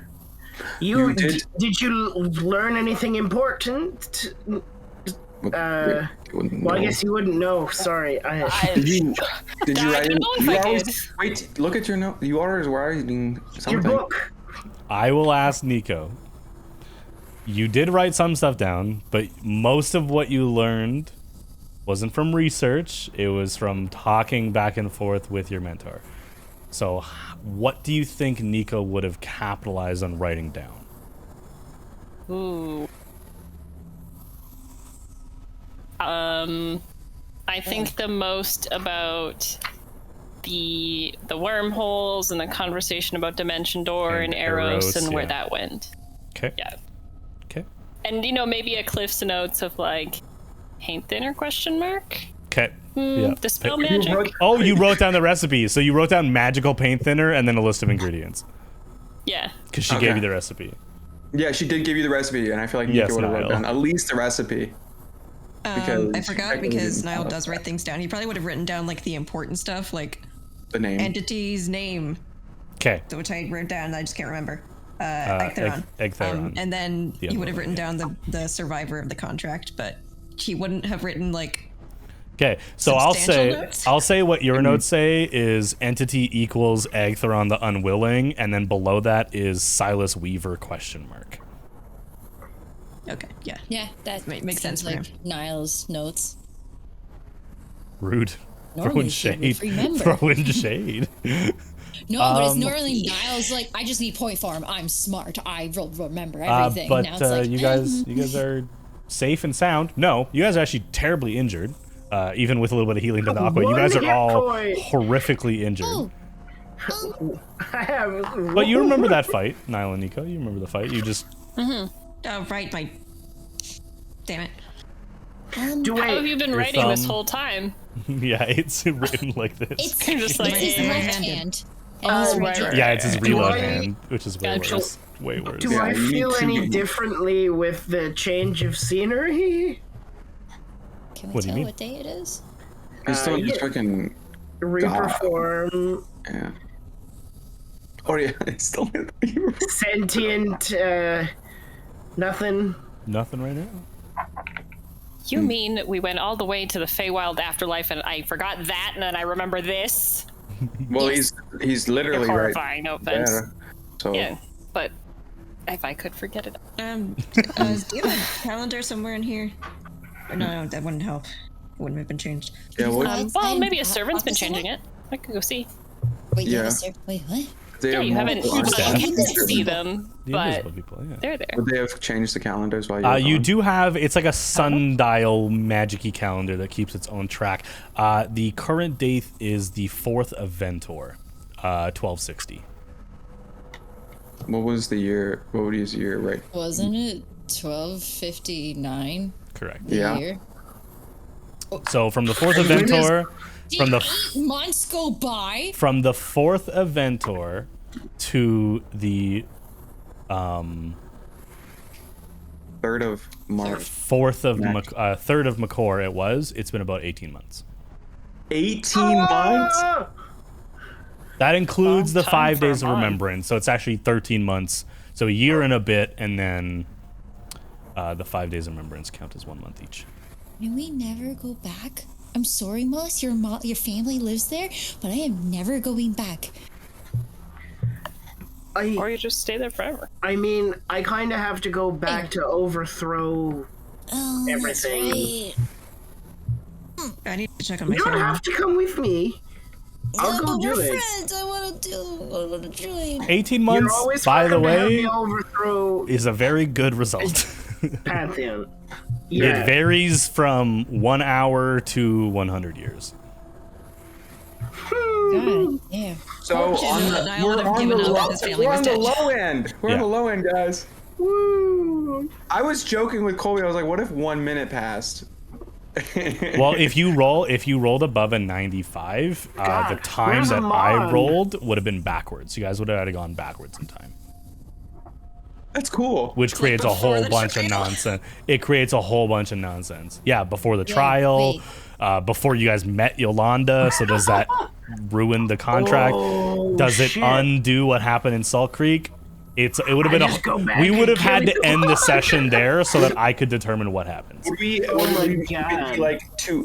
Could we exist in 2 instances on the same plane? No, Like stuff like that. that it's not separate realities in that case. It is simply whatever you did in between those events would have had to be rewritten to get you to where you were. So you would have new memories of beelining to Flintgate, all of you, for various reasons. Oh my god! Bizarre. Yeah. Damn. I'm glad that didn't happen. Honestly. I'm glad that Yeah. didn't happen too. That's why I was at 5% chance, because that's a nat 20 on a D100, basically. So, Yeah. okay, say the date one more time. It is the 4th of Ventor, 1260, which, to put it on the calendar, it is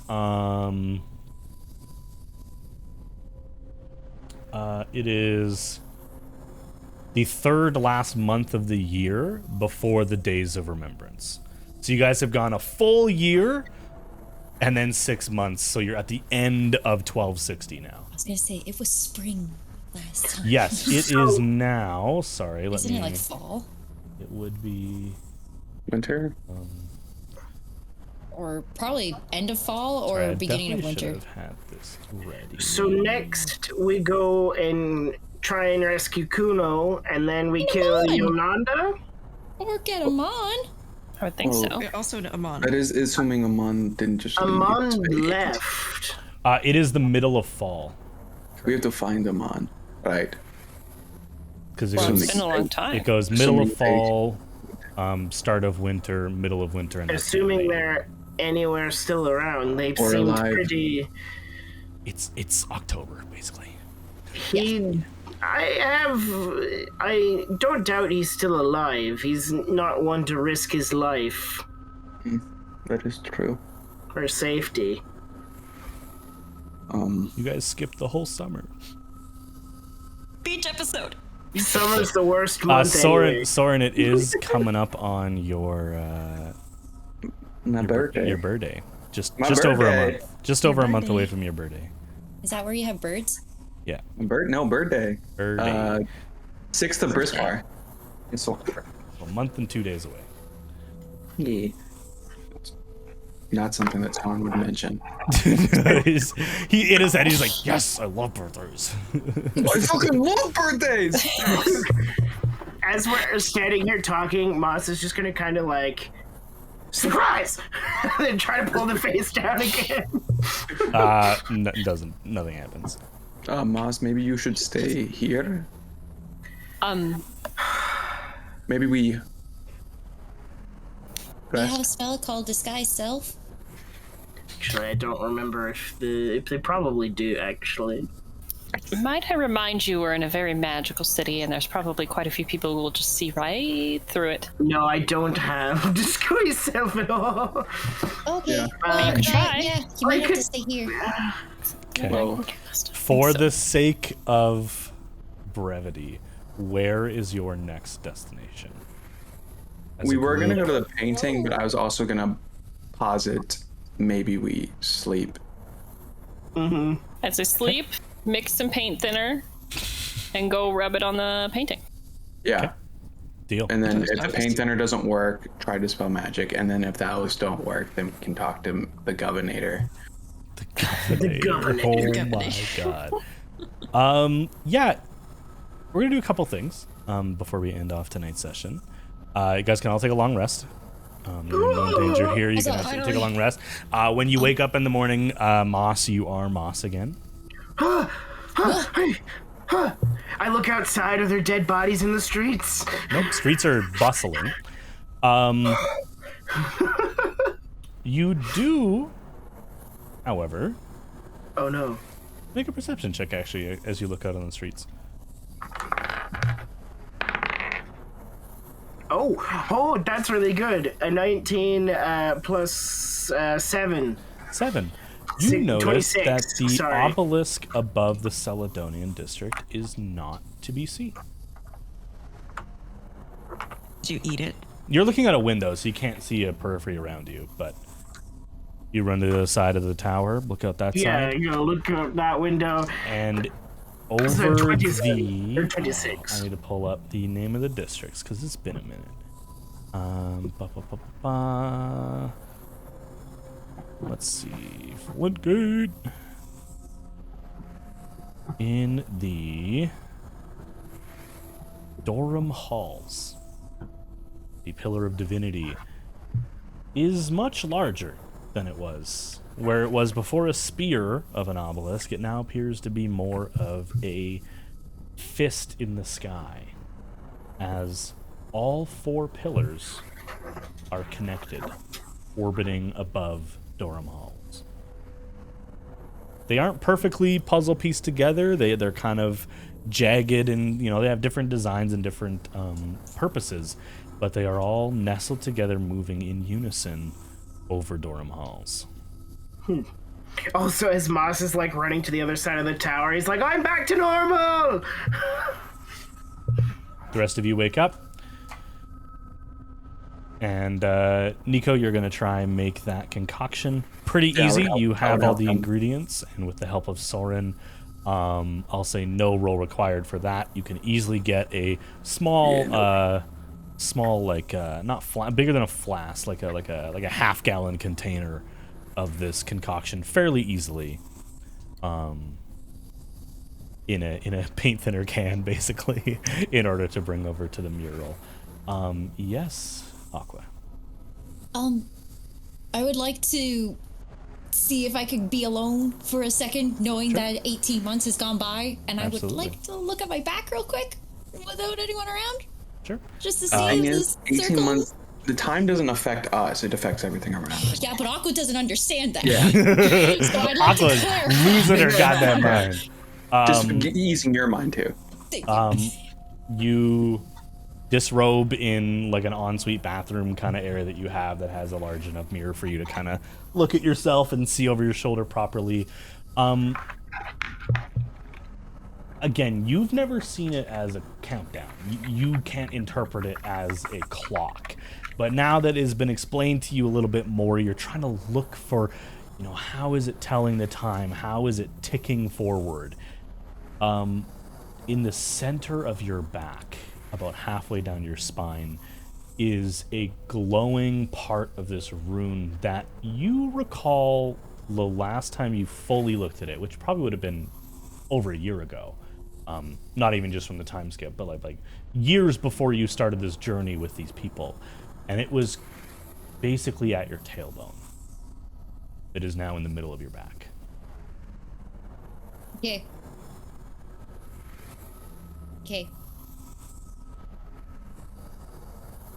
It is what it is. It is what it is. It is what it is, boys. I will just go and then put my clothes back on and go find mainly Nyla and just be like, and then that's it. You all right? Okay. Fine. There's people around. We'll talk about it later. All right.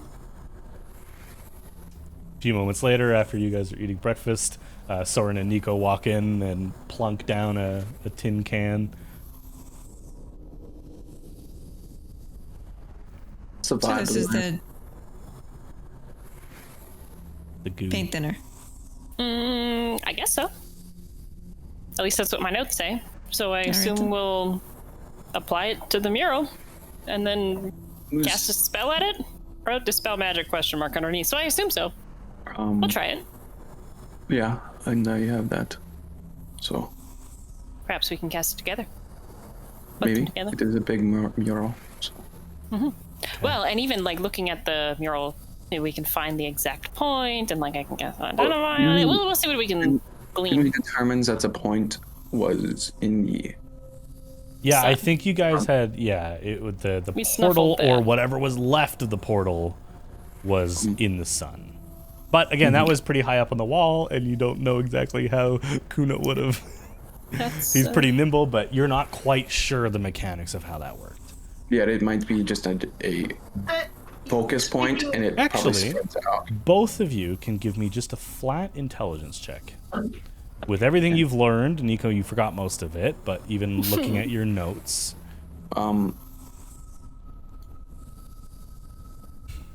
15. 15? Nico? 13. 13. Talking about gates and doors, and Nico, you have some scribblings of like dimension doors, and you've drawn a door and then like a 3D tunnel behind it, like you're trying to wrap your head around what you were trying to say to yourself in your notes, cursing your sporadic note taking and not taking more time while you were still there. You both kind of come to the same conclusion separately. Maybe you keep it to yourself. Based on what you learned, maybe the part of the portal that you saw in the the black sun, maybe that was the keyhole rather than the portal itself. Yeah. So, could I look at your notes and maybe my memories of what you told me and your memories or your notes line up Absolutely. to like, help you jog? So like, I just want to help them jog their memory a little bit. Like You were able to connect and regurgitate whatever Nico told you was specifically about the Kuno stuff. And you don't really know why there's a drawing of a 3D dimension door. That wasn't super discussed. But the Kuno stuff and the various things you try. Nico, you noticeably get frustrated at having to potentially talk to the High Governor and cash in that card. You were hoping to save it for something else. But you guys have most of the information that you could have. Yeah. And you have the paint thinner. Moss is going to ask Nico, actually, about the obelisks outside. I don't know if you've taken a look, but I will they didn't now. look like that before. Correct me if I'm wrong. Oh, goodness, no. Oh, goodness. Over the divine. Oh, God. It's is over that- the divine district, too. Does that mean something? Well, presumably they're consolidating power over the part that represents the god's part. So not the great part, the terrible part. Right, so that's bad when it comes to terms with, not wanting a theocracy in light of a potential war of faith and... Okay, right. This is horrible. Bad This is terrible implica- news. Oh, We need to find out more about it. Good. Nico is not helping you calm down at all. No. Her response is, ah! and Moss is like, I wasn't panicking before, but now I feel like we especially need to kill Yolanda after we rescue Kuno. Well, yes, you should panic. Divinity taking over? Ugh, horrible. Let's fix it. I don't know if we can, but we can try. Look, I'm on the no more. I'm pretty much on the gods are kind of getting old train now. Not all. They're Gods are outdated. getting pretty old. None of them. I don't know. Most, if not all of them. Fair. Just the panic, just the sheer panic. Not even asking the DM, do I know why? Just I have no answers. What would I know? We've been in the Feywild for a year. How long have We you? should probably find out though, because it's genuinely probably terrible. How long have you lived in Flintgate, Nico? Do you think they've established Less than some 20 sort years? of like holy order? Look at the fist. look at the fist. Look at the biz. Is that someone's holy symbol? It's not. It doesn't. Sorry, it doesn't look like a okay. fist in the sky. It is It's like, is this versus like a Lothar's fist spear. or It is something? much thicker. Like all of them coming together. I was just using the It's like, descriptor. It is Yeah, not. like, It is the- not a holy divine fist punching down. Holy At divine It's Iron Man's gauntlet above Flintgate. The 5 gemstones still charging up. No, not quite. And you look up above the fist, and it's an arm. It's just Iron Man. He's just. Just a fucking giant. This is where guy. Tony Stark came through when he went through the portal in New York. Yeah. Came through into Flintgate. I don't know. You lived here 20 years. You have no context as to this ever happening. Ever. Nothing. We should probably ask someone because I really want to know now. But like, Yeah. changes who I pay estate taxes to.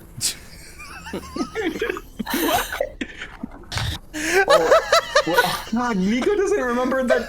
Oh, I don't remember that. But Nico doesn't remember what? That everything in the tower is hers. You were told us that you were given the tower and that we could my raid. God. But you didn't say that you had a debt.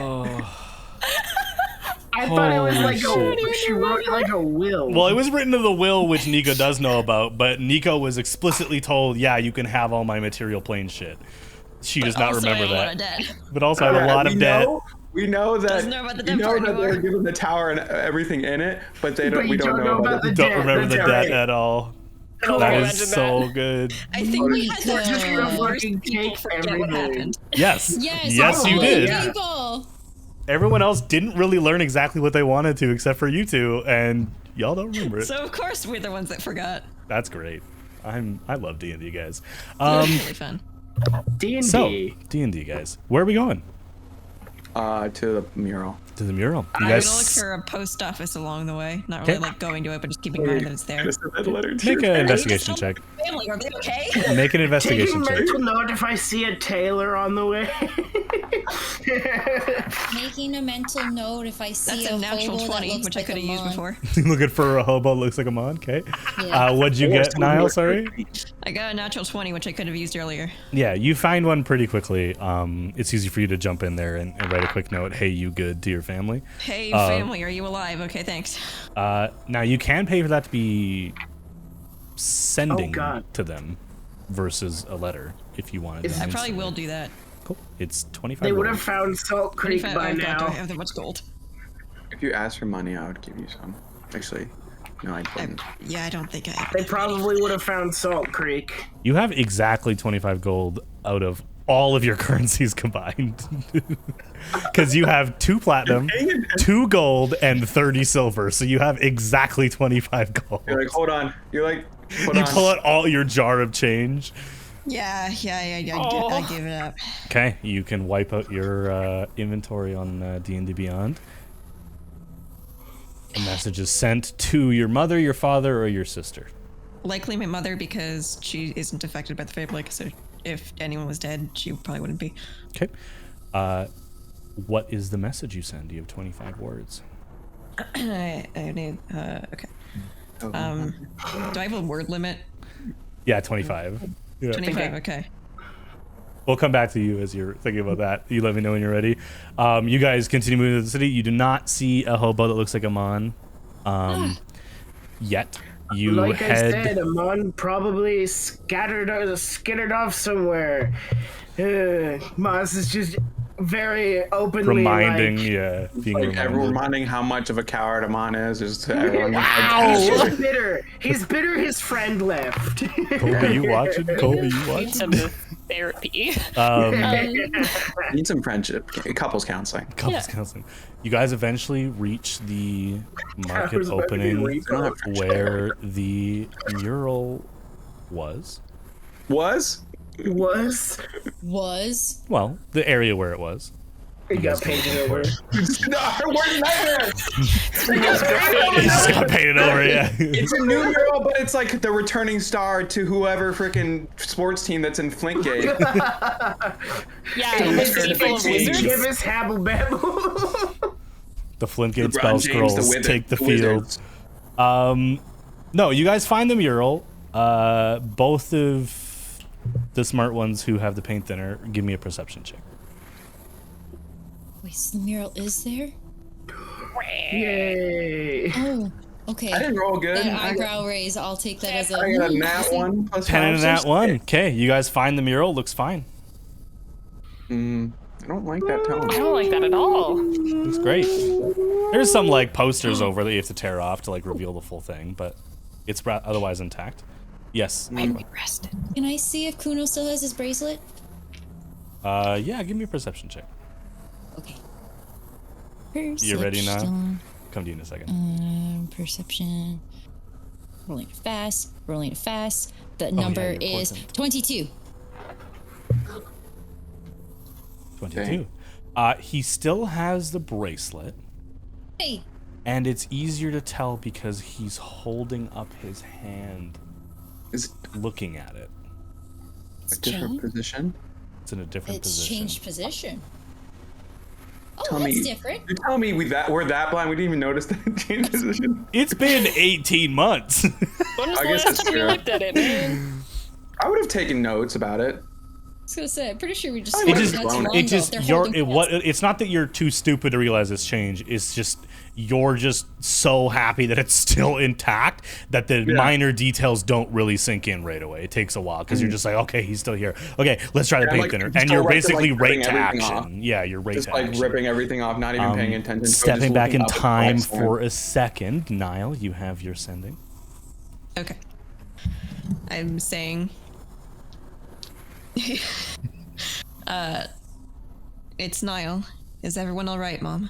I went to a faraway place for a very long time, but I'm okay. Please be well. Wait, I have no idea. I have no idea if that was 25, but I'll take your. It sounded like 25 That's to me. 25. I didn't count it. That was a She typed it out. disaster. She typed it out. You're so Trust fast. Club, You're to be so honest. fast. I trust Club, Club of typed course. it Started out. out so slow and then it was just. It started so slow, and it was like. brrrr. I was like, ah. Don't worry. I counted it as I was writing. I was like, okay. I believe you. I just wanted to follow along. No, okay. The Maybe we can send response. postage to Yolanda. The response that you get. You see as the Aarakocra kind of cocks her head, or sorry, the Owlin here Yeah. cocks its head.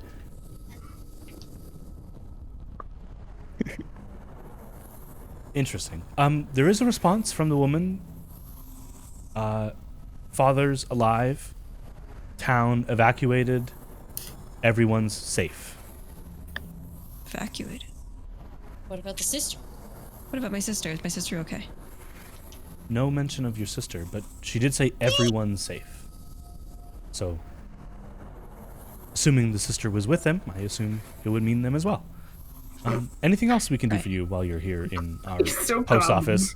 He's a clerk. I know. Just like, hears about a town being evacuated. He's like, oh, yeah. Well. If you don't know this, that's all right. I just figured I asked. Do you know any of news from Boris, which is the town that my mother presumably evacuated from? Where's Boris? It is west of here. If you look at a map, Slightly north, but yeah, west. slightly north, northwest. Oh, well, depending on how slightly north and how slightly west, yes, the Ryerson forces have re-engaged the war, it seems. They have pushed quite eagerly to the east in recent months. I'm surprised you haven't heard. I've been away for some time, but thank you for letting me know. No problem. Thank you for your patronage. Have a good day. Everyone's safe. That's what she said. You as well. Absolutely. Wonderful you leave? bedside. Transporting back forward to where we are. Niall's a little gloomy, but they're safe? Question mark.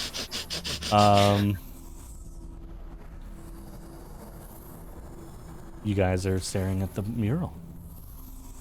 You have a bucket of paint thinner and some dispel magics. Unfortunately, I could have saved you 25 gold. I have sending.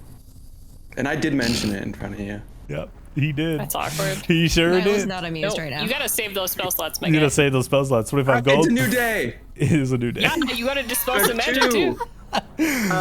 Oh, I love this. Listen, Niall, it was the heat of the moment. Okay, It was a passionate decision they had to do urgently. Mm-hmm. They were fine sending a letter, and then they were offered a hell of a deal on a sending, and they just had to take it. Shit happens. Wow, this session at the end of it is Chaos, pretty madness, tough. Wild. Everything's great. Well, alright. let's get the paint in. Yes, get to- having re-summoned Mork. Yes, I'll Mork reappears. give Mork a little paintbrush, Oh. send him fluttering up the black sun to start thinning all the paint up there. You have a stat line for Mork, right? Yeah.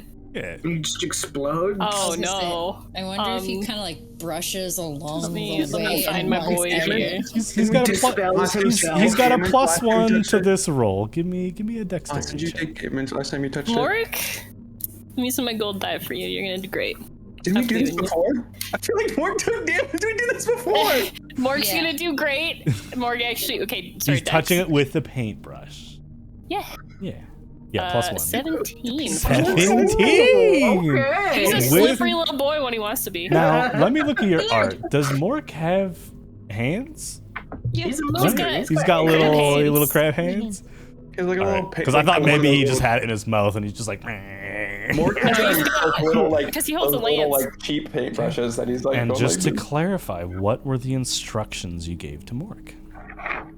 To fly up, to take the little bottle, like I can attach to him with a little string, like on a little hip belt, dab the paintbrush, and start wiping the paint off on and around the black sun. Okay. You all watch as the paint begins to reliquefy and drip slowly down the painting.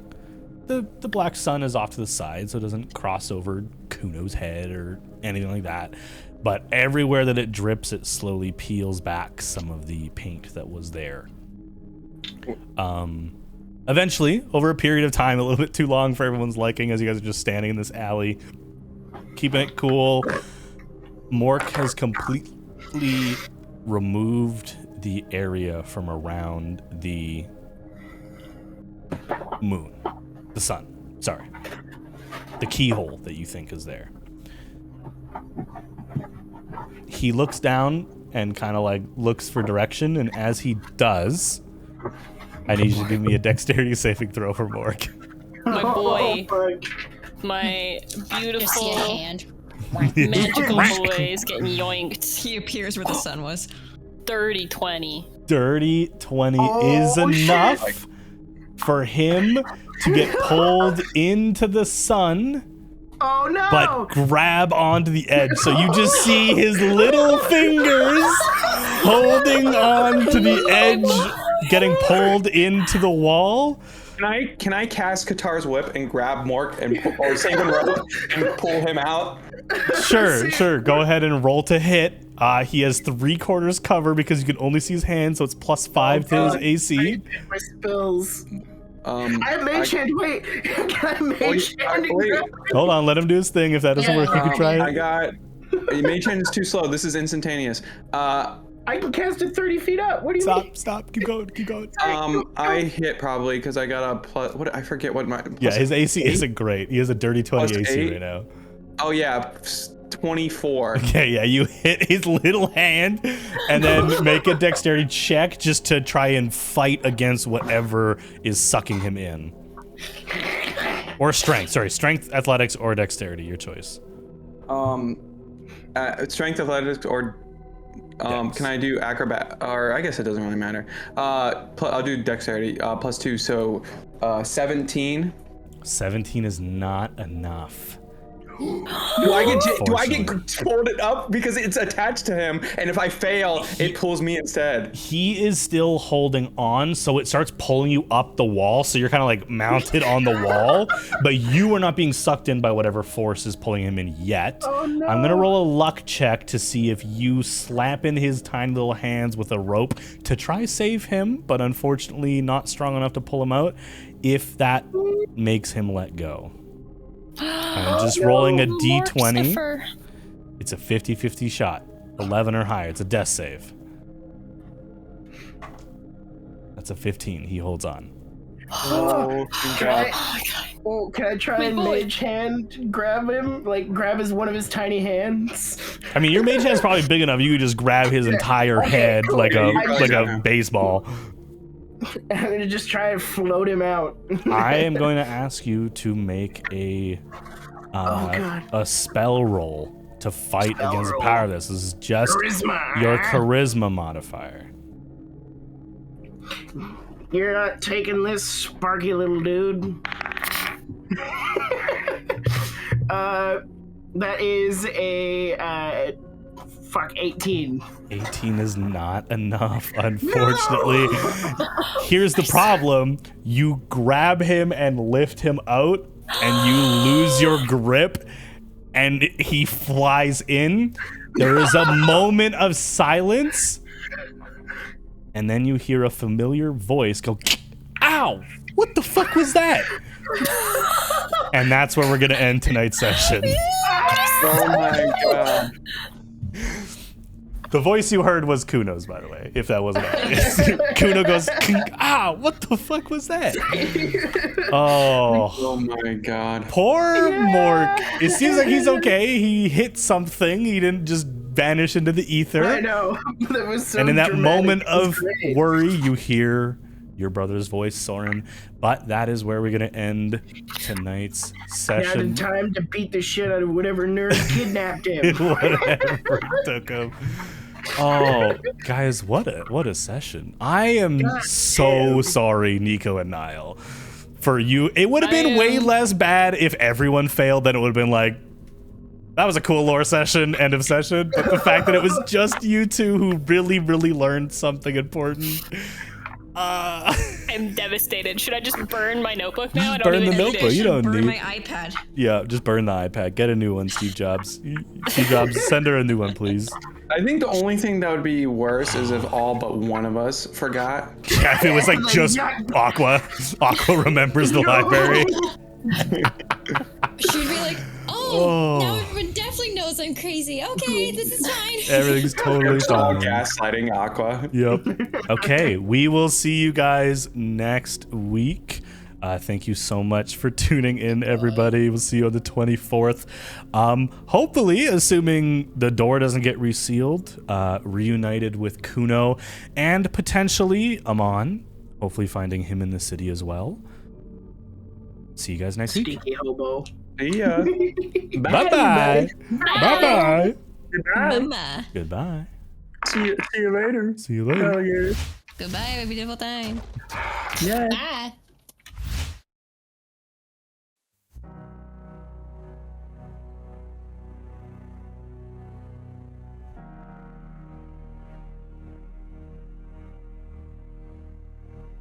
The historian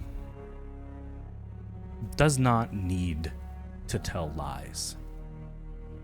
They know virtually everything. And yet, for the right person, for the right ally, she does tell one lie. All the porters, they all have nonsense names. Motifs on the idea of losing oneself. Lost is not a porter. She claims to be the mother of the historian, and the historian claims to be old enough to know for a fact that the king of the enshrined throne, which ruled over 3,000 years ago, had 6 sons and 3 daughters. Which means the historian is at least old enough to have established this place in time for such a thing. And yet, Lost is her mother? That would mean Lost is older than Kaela. Something unfathomable. Something that could not be. Couldn't it? Those symbols in the glass entering into the chamber. If the historian is the daughter, is this her place or is it her mother's? 2 coins sharing a moon, looking at each other, one happy, one sad. Reminds me of something.